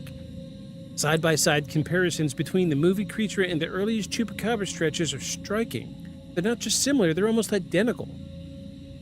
And when Radford later spoke to Tolentino, she acknowledged that she had seen Species shortly before her encounter. But that doesn't automatically mean that she invented her story. memory doesn't work like a video camera, psychologists have long known that our brains can unintentionally blend real experiences with images we've recently seen. If someone catches a brief glimpse of an unfamiliar animal in poor lighting, the mind often fills in the missing details using familiar imagery. It's a phenomenon known as contamination, and it has been documented in eyewitness testimony for decades. Promo photos circulated earlier. Absolutely. I remember seeing, as a kid, the movie poster. And we'll look at that at the end of this, because it does draw a very similar... It's pretty similar, Yeah. to be honest with you. And then we'll look at some of the photos that we got. But now it's important to be fair here that it doesn't automatically mean that she invented her story. Oh, I'm sorry, I read that already. If that's what happened, Tolentino may have genuinely believed every word she said while unknowingly describing a creature influenced by a recent movie. Once that description entered the newspapers and television broadcasts, something else may have happened. Every new witness now had an image in mind before they ever claimed to see the creature. Instead of describing an unknown animal from scratch, people already knew what a chupacabra was supposed to look like. The legend had effectively given itself a face. But while researchers were debating psychology and eyewitness memory, the story took an unexpected turn. As the years passed, reports from Puerto Rico began to decline. At almost the same time, sightings exploded 100 miles away in Mexico and in the southern United States. Only there was one problem. The creature they were seeing wasn't the reptilian spine-covered monster from Puerto Rico anymore. Instead, witnesses described seeing a hairless dog-like animal with leathery skin, prominent ribs, long legs, and an almost skeletal appearance. It walked on 4 legs instead of 2, had no dorsal spines, and looked far more like a diseased predator than an alien. Somehow, the chupacabra had transformed. The question was no longer whether the chupacabra was real, it was whether the two completely different creatures had somehow become the same legend.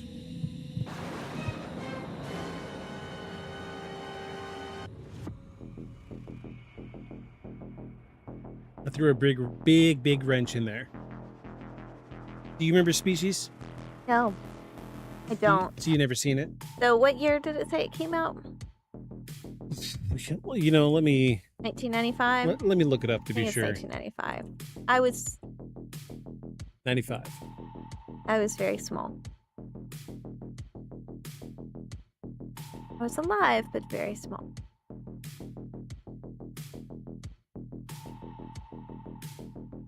Trying to find a good picture. Oh yeah. It's like let me bring that up. There we go.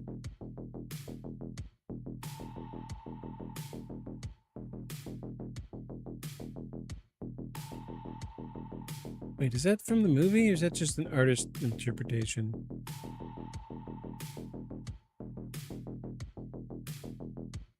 No, that's what it looked like in the movie. Oh, yeah. Yeah, that's kind of right up the alley. Okay, we're going to switch over here. This is from the movie Species. It's exactly what you'd think. This thing's got, like, reptilian-looking face. Clearly the spine's going down the back. Very alien-looking creature. Very, very alien-looking creature. So we've come to the point where I told you we're going to have some good pictures tonight. Yeah. Are you ready to see them? I'm ready to see him. Okay, hold on. Let me cue these up. Oh, Saint said something, but it didn't come through. Say again. Saint said something, but it didn't come through. Of course, there would also have been production promo photos. Oh, no, no, That's they from said that earlier. Okay. All right. So this is one of the most recent photos that people are either calling a skinwalker or the chupacabra. So if you go back to season 1, Aeon and I went through this actual video Like, we saw the video of this. It's one of those cameras that doesn't record video per se, but it does like a photo every like 2 seconds or what have you. That's just a furry on their way home from a orgy. So I was going to say, how is that not just somebody in like a wolf hood? You know, they sell those. Yeah. Online. Yeah. I think this was 2022 or 21. Very weird though. I'm not gonna lie. The movement was really weird. I don't 100% remember everything about the video. I mean, that was like 2 years ago, but we did look at the actual video footage, and this was one of the photos that made us really go like, shit. Somebody, it's a toss-up because you would have to put a lot of time and effort and money into doing this. Just for what? A 15-second video clip on the news once? Yeah. Is it worth it? I mean, what if it was accidental? What if this was not your initial intention and like... What if you had a few beers and you were like, yeah, okay, this is what I, but like... Sure, yeah. There are other uses that you have for the materials in this video.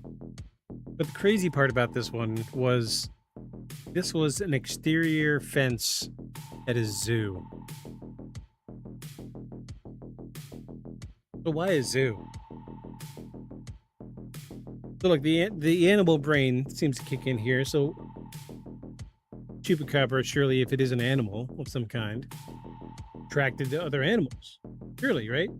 Yeah. This was an exterior fence at the Dallas Zoo. And you decide to just do stuff to mess with Yeah. Nobody's done that to us yet, thankfully. But I mean, there's that one guy. But drunk zoo mascot. it or, might be. Somebody going in to protest or like all kinds of reasons, I would imagine. But if you're going to protest afterwards. This was it. This is all we got. Yeah. You're going in to free an animal. It was really strange. Really strange. I don't know. Like, we couldn't justify a good reason to say why somebody would do it other than just to mess with somebody. But which in 2021, that was, I mean, absolutely fair game because we're still dealing with the pandemic. You know, a person who really likes animals. oh no. We're Womp still womp. dealing with the pandemic. We're still dealing with people being very bored. We're still dealing with like all these stupid challenges on TikTok where people were doing stupid stuff that made no sense and caused all kinds of havoc for a lot of people. But like, it would make sense for there to be some type of prank related to that. That's a human in a wolf costume. Okay. I'll take it. But they made it to the news. Like, this was on the news all over Texas when it happened. But this is just one of 3 photos. And this is the most prominent type of image we see when it comes to the Chupacabra. Generally blurry, not super focused. I mean, this is clearly a pretty recent photo. It's digital, I can tell you that. It hasn't been... Fence probably makes the movement seem weirder too. Yeah, the chain link fences do weird things to cameras. But this is what we see with the norm today when we come to Chupacabra sightings. This is clearly one of 2 things. It's either a hairless dog or a dog with mange. That's it. Odds are this was a dog with mange. And again, this is why the Chupacabras in the States has had like a thin, emaciated look to it, because once it has mange, it never really recovers from it unless you get medical attention. A lot of times you see stray dogs with mange. Their hair falls out. They lose their appetite. They're not eating. They become emaciated. It happens. This is the most prominent type of photo we see when it comes to Chupacabra sightings. And then there's the last photo. Oh, this is the one you said was a surprise for me? This is a surprise. And it's very traditional, but this is an artist's interpretation. Oh, boy. But this is like very true to the original story, and if y'all have been sleepily watching, y'all might want to roll over and pay attention to this. I'm not sure how this is going to go over. I'm really scared now. Then you get shit like this. Oh, Lord have mercy. Juicy Booty Chupacabra. There is an overwhelming community of people on the interwebs. There's an overwhelming community of there's an overwhelmingly large community of people that have sexualized the Chupacabra for some reason. Oh my. I don't know why. I don't know why. This is the thing. Oh. When I looked Chupacabra photos, 80% of what I found was this. Not this image specifically, but... I was expecting a ripped shirtless one, but this tracks. So I pulled this same stunt with the... Oh, geez. I think it was the Skinwalker. And, you know, we're just going to close this. We're going to close this. No more big booties. I did the same thing. I think it was a Skinwalker or a werewolf or something, where I get like an artist interpretation. We're looking at artist interpretations of werewolves. And my last photo was like a werewolf ripping his shirt open, this big muscular guy. And he clearly had a substantial bulge. Welcome to the podcast. This episode is like way off of everything else. Oh, come on. We're having fun. Mothman is cheeked. Oh, yeah. Yeah. Look at the statue look at the statue of Mothman. Dude's caked up. It's been a trend these last few years where people were putting quarters in the Mothman statue's cheeks. If I were to go and see Mothman, I would definitely put a quarter in the cheeks. So if you look at the details of this podcast YouTube channel, I only follow very specific other people on YouTube, and one of the channels I follow on YouTube is the Mothman statue 24/7 camera feed. Because I'm convinced one of these days, Mothman's going to show up at the statue and like size it up, like poke his chest out and be like, who do you think you're trying to be? Yes. Yeah, there's like, you remember when I was setting up the YouTube channel, I was like, no, I've got to like follow specific channels. It would be like an Easter egg. I don't even remember the rest of my followed. Yeah. Right there. Like one was like, geez, it was obscure stuff. Like I only follow like 4 channels. Yeah. Anyway, that was supposed to have been a joke. This is why we laugh. Yeah, see, this is why we're never going to make it as a comedy paranormal podcast. Are you ready for Act 4? I'm ready for Act 4. Okay. Is this one of mine? Mine. No, it's yours. That's right. What sound do you want? I like the outdoorsy one. Act 4, the Texas Chupacabra. By the early 2000s, the Chupacabra had crossed the Gulf of Mexico and found a new home in the American Southwest. Ranchers in Texas began reported Ronald sightings. goes over to the statue, land, walk round it nodding, goes round the back and sees the butt, does a thumbs up and then flies directly upwards without moving their wings. I can see, and like the faces. Oh my gosh. Pew! He zips off into the sky.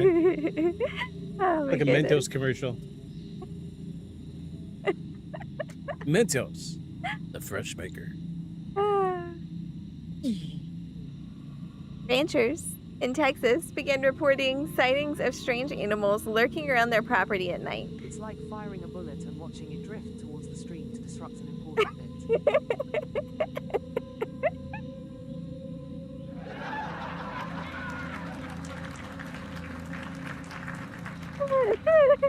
No, the delay in chat is great. It is. It adds a nice. It adds some spunkiness to It puts a little salt on the top. It's nice. Livestock occasionally turned up dead, and before long, the familiar name resurfaced. But this wasn't the creature from Puerto Rico. Gone were the glowing eyes, the reptilian skin, and the row of spines running down its back. Instead, witnesses described a gaunt, hairless animal with gray or bluish skin Oversized ears, long canine teeth, and almost skeletal appearance. Most reports said it moved on 4 legs like a dog or coyote. If you showed someone a sketch of the Puerto Rican Chupacabra next to the Texas Chupacabra, you'd be forgiven for thinking they were supposed to be 2 completely different cryptids. Unlike the original sightings, however, people weren't just reporting encounters, they were catching the animals. Several ranchers shot or trapped what they believed to be chupacabras. News crews arrived to film the carcasses, photographs spread across the internet, and DNA samples were sent to laboratories. Finally, people thought they would have a definitive answer. The results were remarkably consistent. Nearly every tested specimen turned out to be a coyote, a domestic dog, or a coyote-dog hybrid.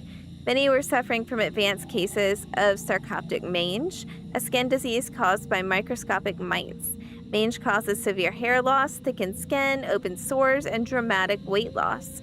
Without their fur, coyotes look almost unrecognizable. Their ears appear too large, their ribs become visible, and their tails resemble those of oversized rats. To someone catching only a brief glimpse in the dark, they can look like something entirely unknown. And I will just say right here with the coyote issue, you know, there are a lot of places in southern Appalachia that will, like, for a while would, if they had coyotes coming around killing animals, they would kill the coyote and hang it up to ward off other coyotes, not knowing that that would just bring more coyotes to eat the coyote because they don't care. And so, like, it's really interesting that when we're thinking about this in terms of, like, animals attacking other animals, that does make sense that we are dealing with coyotes with mange in some cases. Yeah. Yeah. So go ahead. when I was looking up photos, there was an overwhelming number of photos of coyotes with mange, and they look exactly like that second photo we looked at. Not the third one, not the cheeked up one, but the gray one. Right. Yeah.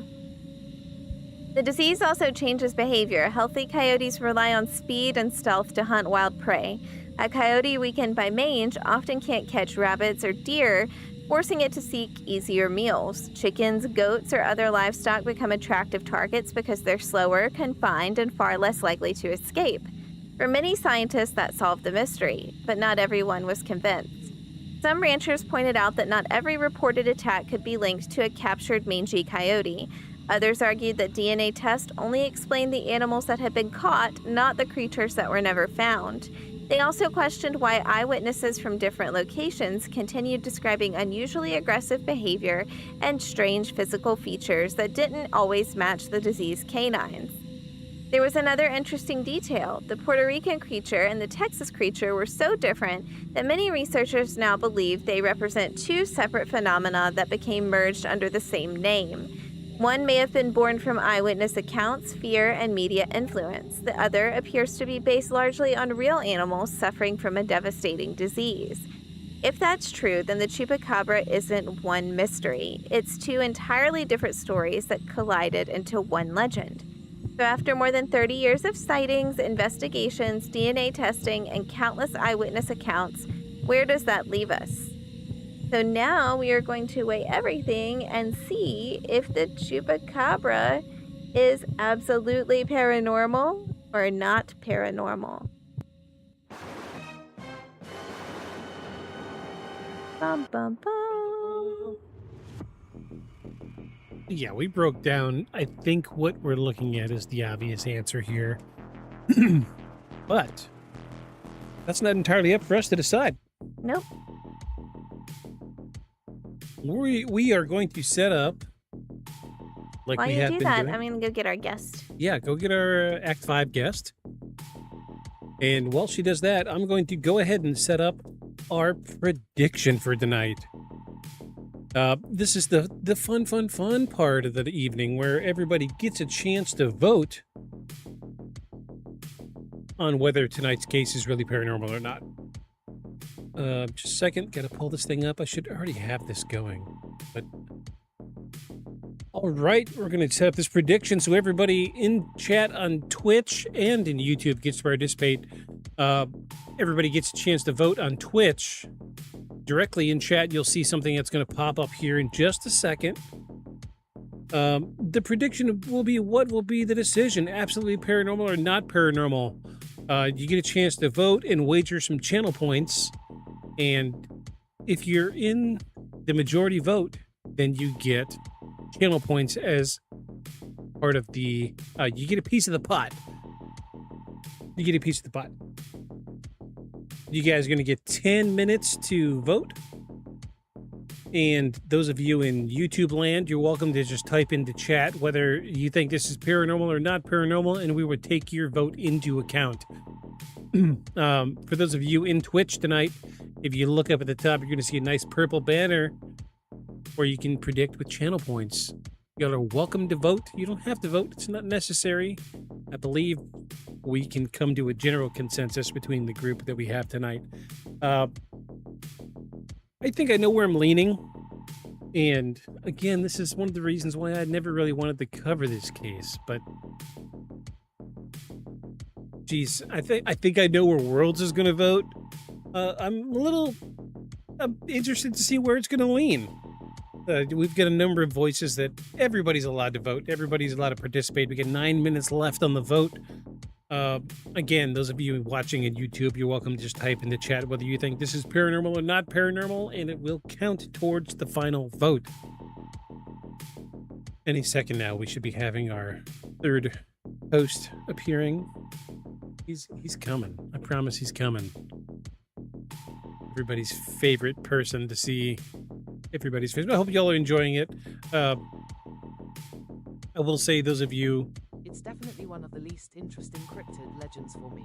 yeah, it's a little lackluster. I feel like it's because when we hear the word Chupacabra, we think that, you know, automatically that we're dealing with something that's like old world cryptid, like something like the werewolf or the vampire or the zombie, something that's been around as long as, you know, society has been a thing.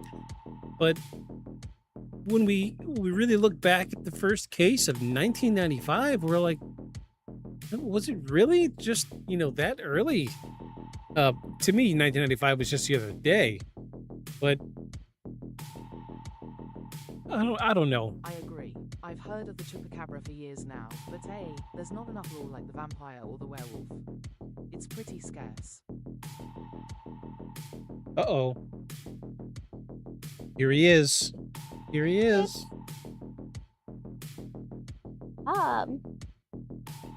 It is with great pleasure that tonight we debut the newest feature to the podcast.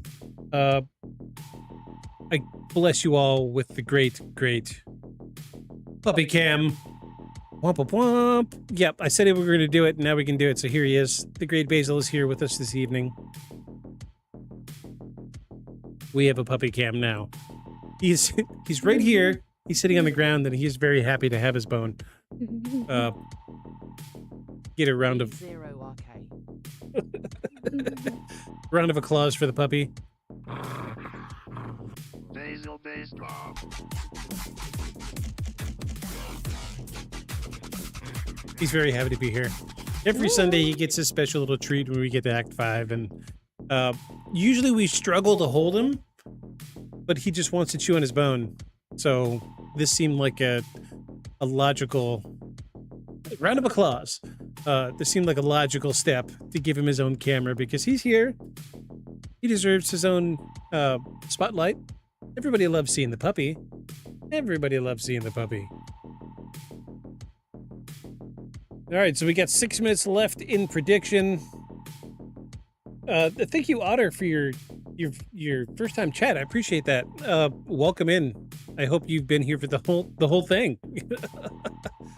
We're glad you're here. Yeah, the Chupacabra is a really complex, complicated case. It's either I really feel like it's either you really believe in it wholeheartedly or you think it's just straight up trash, and we'll see what we come down with. I don't think I got enough tonight to believe. I was just tuned in about 15 minutes ago. Oh, geez. Yeah, I don't think I got enough tonight to really believe in it. I feel like maybe Worlds and I need to have a chat offline so that she can tell me. Wait, Worlds, are your clapping hands supposed to also spell ha-ha, or is it just a coincidence? Oh, wait. I never noticed that. Oh, it might be a coincidence. I never noticed that. That's pretty cool. That is pretty cool. I know. I mean, because Worlds really believes in the Chupacabra. And I feel like I would like Worlds to help me believe. Worlds will convince you. Worlds will convince you. Let me drop this down. Let me bring this up. I need to see this, close this. All right, so James is saying not paranormal. Worlds of confusion, thank you. Happy to be here. Yeah, welcome, Otter. We're glad to have you here. We're live every Sunday at 5 p.m. Eastern Time. Every Sunday. We are very, very particular about being here every week. I don't really. I just wish I did. Oh, okay. I was really hoping you would help me because I guess I wish I did too. Yeah. But I don't. Yeah. Oh, there it is. Ah. I don't know why it doubles. I really don't. I don't know why. Thank you for the follow. Oh my gosh. Yeah, we don't get a whole lot of new followers.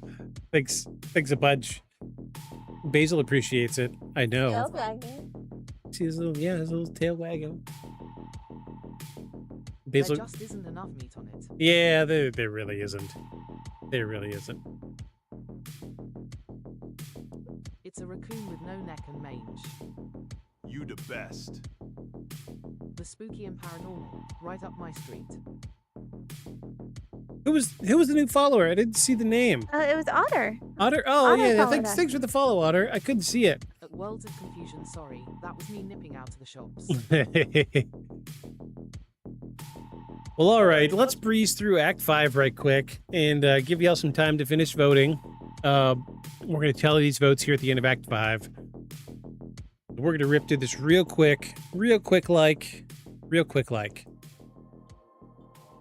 This is Act 5, everybody. Act 5, Monster, Mutant, or Mass Hysteria. Act 5.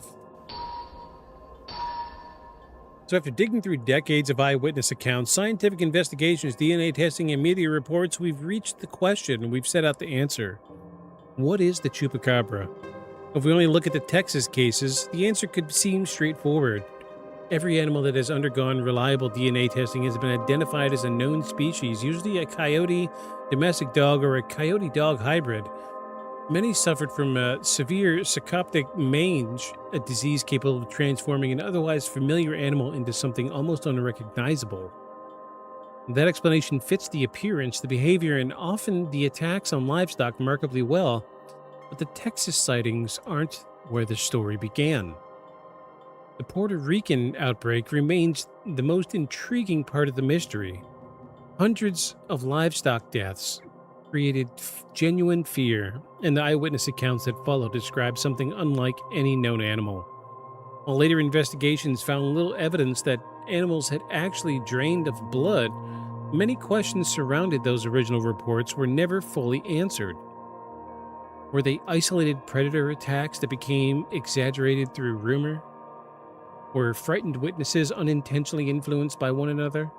Or did some people truly see something they couldn't identify? The timing of Madeline Tolentino's sighting and the release of the film Species offers one of the strongest natural explanations of the creature's appearance. If her memory was unintentionally influenced by imagery of the movie, it could explain why the first detailed description of the Chupacabra matched the fictional alien so closely. Once that image appeared in the newspapers and on television, it became the face of the legend. But future witnesses already knew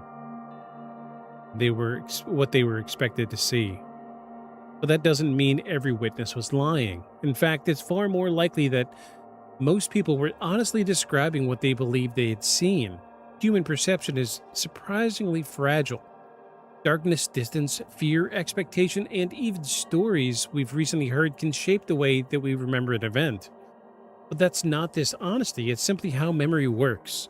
The Chupacabra also teaches us something fascinating about folklore in the modern world. Unlike ancient legends that evolved over centuries, we can watch this one develop almost in real time. We can trace its birth from a specific place, identify the moment it entered popular culture, and follow its transformation as it spread from Puerto Rico to Mexico and eventually into the American Southwest. Few cryptids have such a well-documented origin story. So where do we land? Can an unknown predator still be responsible for a handful of unexplained livestock attacks? It's certainly possible, but nature still surprises us from time to time, and not every animal death is investigated thoroughly enough to reach a definitive conclusion. But based on the evidence available today, we don't think the Chupacabra is a single mysterious creature roaming the Americas. Instead, it appears to be the result of two separate stories colliding. The first is a powerful urban legend fueled by fear, eyewitness testimony, and media attention. The second involves very real animals, mostly diseased coyotes and dogs that look bizarre, like they gave new life to an existing legend. But sometimes the most interesting mysteries aren't about monsters hiding in the dark. They're about how ordinary events, extraordinary stories, and human imagination can combine to create something that feels every bit as real. And whether you believe the Chupacabra is still out there or not, one thing is certain. The legend is far from dead. Dun, dun, dun. So we've reached the end. Reach the end. We've done it. We've done it. That's the pole. What does the pole look like? Let's see. Let's have a look. I think the Chupacabra was sort of a basis for the movie. A Mexican werewolf in Texas. What a weird movie that was. Sure. So, on that, I don't think modernity necessarily precludes something. I still have more interest in Slenderman and notions of mimetic entities than some scaly goat sucker thing. right, yeah. I definitely feel more scared of Slenderman than I do of the Chupacabra. Can you imagine a single buck-toothed, sharp cryptid coming at you and then like biting you in the neck? It's a little far-fetched. Yeah. It really is. Let's look at the prediction. We got 4 voters for saying not paranormal. Plus James from YouTube. Plus James from YouTube. Thanks 5. Makes 5 votes for not Plus- paranormal. Hazel from. Go ahead. Let's hear your piece. No, I don't think it's paranormal. I think all those pictures were easily okay. I think the 2 pictures were easily explained. And What? You don't like the third one? no, No? You don't think the Chupacabra is a caked up lizard lady? I don't. But I suppose everybody's into their own thing. They are. Yeah. There's a reason it's a popular sticker. I'm just saying. So, anyways. Oh, I think all 3 were well explained. Oh, yeah, I guess that's true. Yeah. However, my answer is not paranormal as well. All right. You say not paranormal? So that's 6. That's 6 votes for not paranormal. I'm going to fight this battle uphill. I'm going to fight it. Oh, no. We just don't necessarily like the explanations. No, I'm lying. I'm not going to fight this. I don't think this is real either. I'm sorry, but there's not enough evidence to say that this is something paranormal. I do believe that the idea that something probably mangy with rabies or a mix of the two was attacking animals. It was killing it in such a way that it didn't bleed. But, here's the thing. Dead animals don't bleed. So if you could... I'm sorry for this graphic imagery. So if you could strangle an animal while puncturing its neck, it's not going to bleed out. Because once the heart stops beating, you stop bleeding. So say you... Well, I mean, we talked about that at the beginning, the blood Yeah. pooling at the bottom of the body. Yeah, the livor mortis. That's the thing. Once the heart stops beating, you stop bleeding. So there's a piece of me that thinks maybe it was just a crazed, rabies-infested or mangy animal that attacked a nearly dead, if not completely dead animal, and then left its bite marks. But it didn't bleed because it was nearly dead anyway. You know what I mean? So I'm just saying there's just not enough evidence here to say that this is a completely unique cryptid running around somewhere between Puerto Rico and Texas that's draining blood from animals. Despite how many people dress in furry costumes and prance around outside zoos, we're just not getting enough evidence. Yeah. And despite how many caked up cryptids we see, it's not evidence. Evident. Not evidence. Evident. So, it is with a heavy heart that I say that tonight, the Chupacabra has been declared officially by the greatest podcast on the world, as long as you don't fact check it, that it is not paranormal. That is absolutely not paranormal. All right, so we're choosing the outcome tonight. The prediction is not paranormal. Congratulations to those of you who won channel points. Thank you for those of you in YouTube land that participate. Thanks, James. Appreciate that. Absolutely not paranormal. Yeah. I kind of have a feeling that's... Chupacabra, more like. Yeah. Yeah, there's the reason why this is the reason why I didn't want to do the investigation. Yeah. But you know what? I knew it was loose. You made a hypothesis. You knew it was going to probably be, but you did it anyway because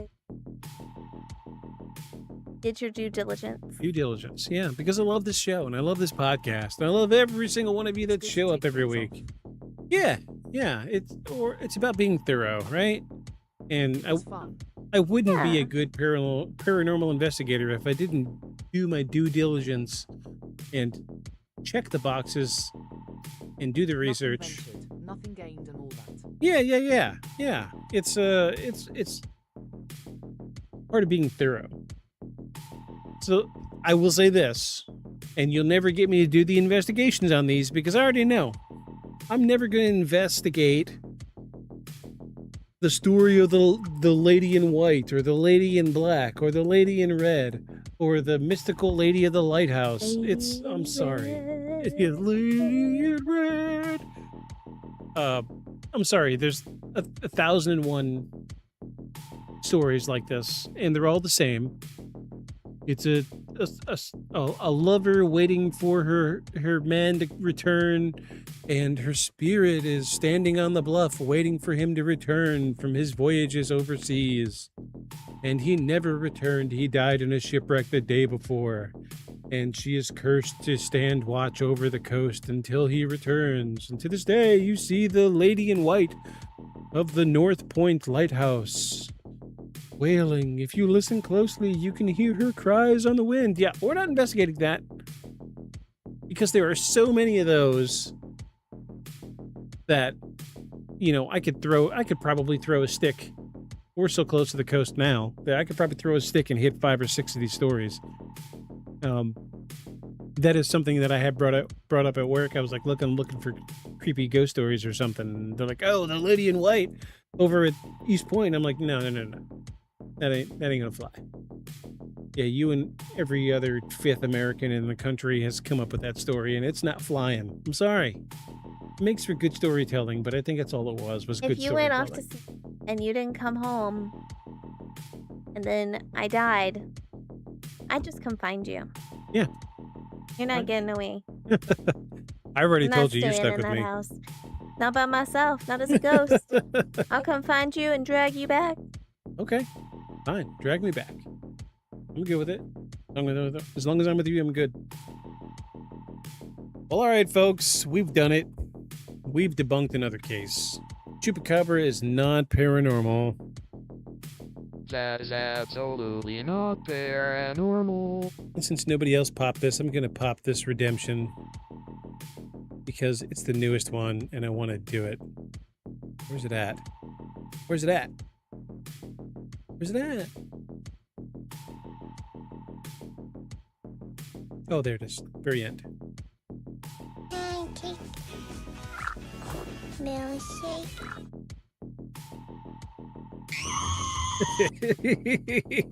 I love that one. I love it. Did you look at the other screen and see our picture? So those of you intrepid enough, if you could slow that video down and screenshot that, there's so much going on in that picture. I dropped a bunch of cryptids in that image. Have fun with that. So let me just take a quick second to say thanks to all the new folks that came in tonight. Geez, let me look at chat. Vicky was here. Yeah, Vicky. Otter was here. Thanks, Vicky. Thanks, Hennessy Otter. Followed us. Who? Hennessy followed us tonight. Yeah, Hennessy. Thanks for your follow, Hennessy. Thanks for your follow, Otter. Thanks, Saint. Geez, Saint popped back up. I wasn't expecting Saint to come back in tonight. Saint, we're glad you came back. We're glad that you can tolerate us enough to come back. Worlds and James, we love you. Thank you for being here again. I'm scrolling back to see who else showed up. You go, little buddy. You the best. Oh, we lost the puppy. You the best. Saint is a ledge. Thanks, Basil, for being here. He's so excited. He loves his little bones. We like Saint. Do y'all want me to pick up Basil? I'll pick up the Basil. We like Saint.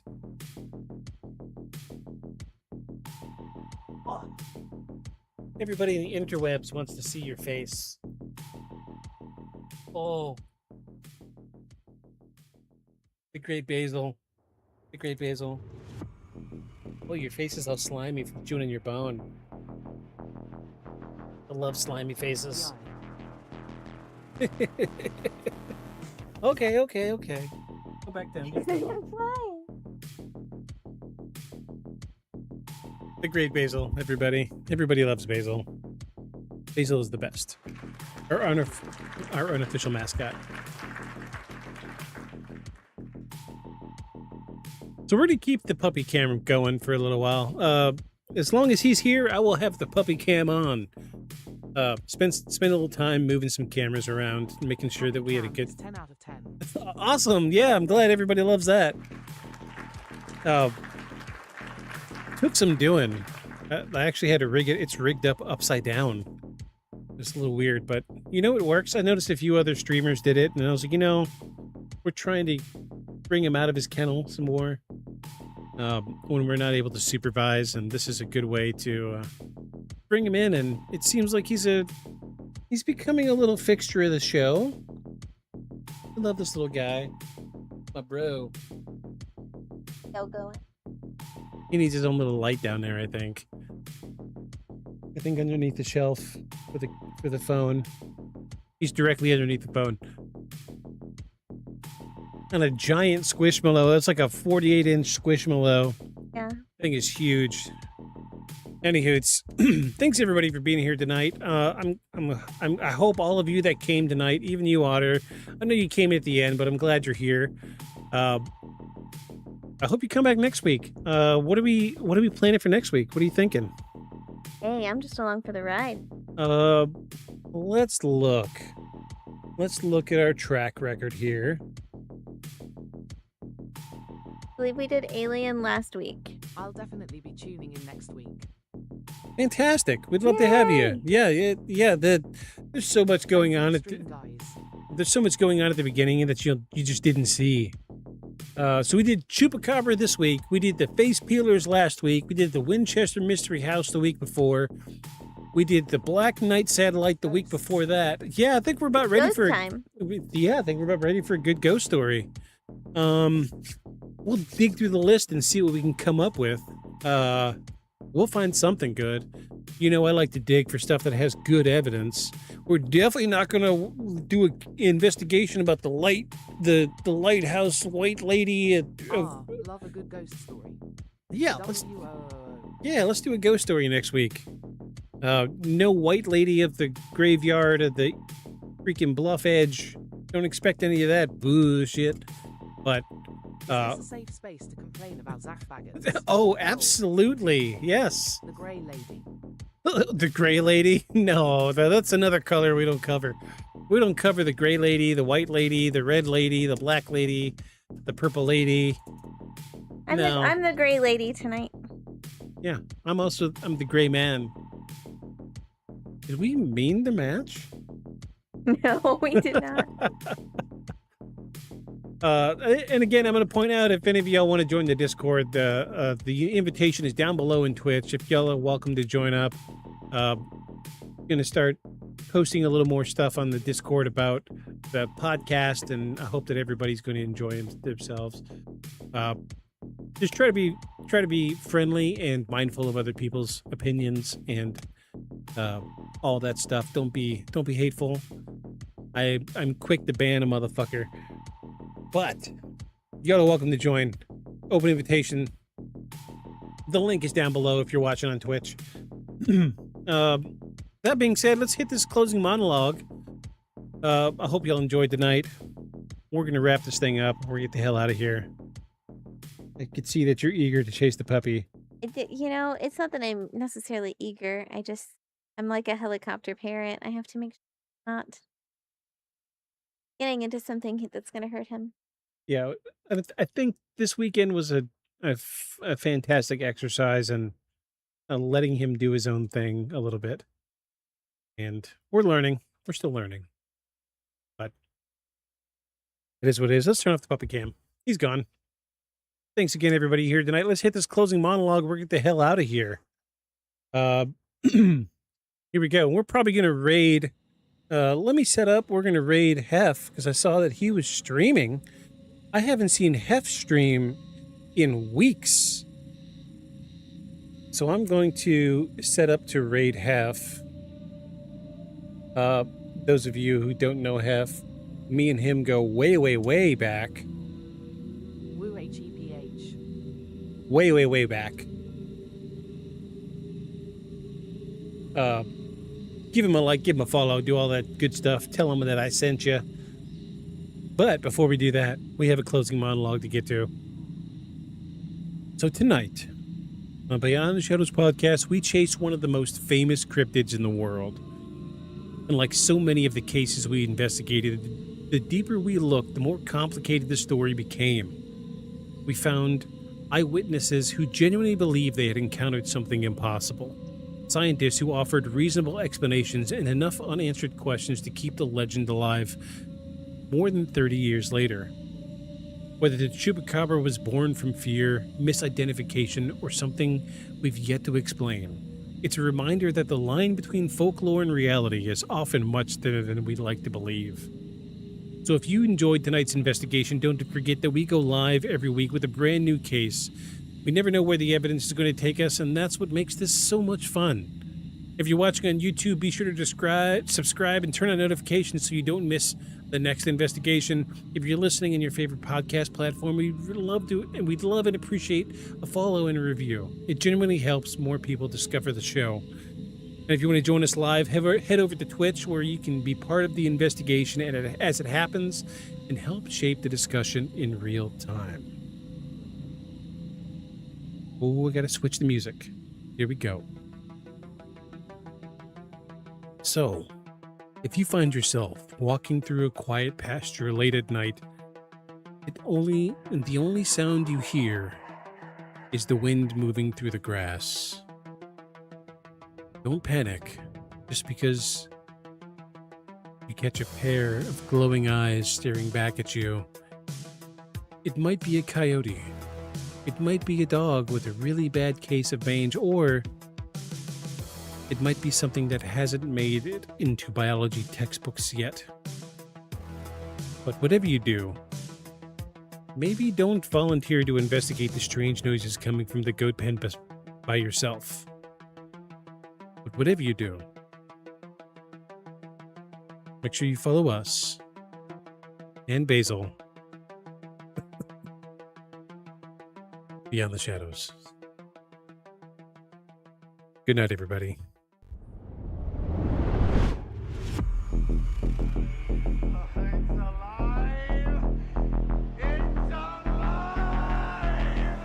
Creature like that, how would it ever die? And this monster that's running right at me. Annihilated by nuclear bombs. Beast is not dead. I put 4 bullets into him. Oh, you're crazy. But I saw that monster too. All I want is for someone to believe me. Contaminated. Face. Horrible. Looked like it would scare you to death.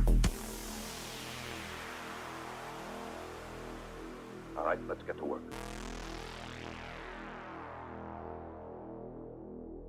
Feel the shadows.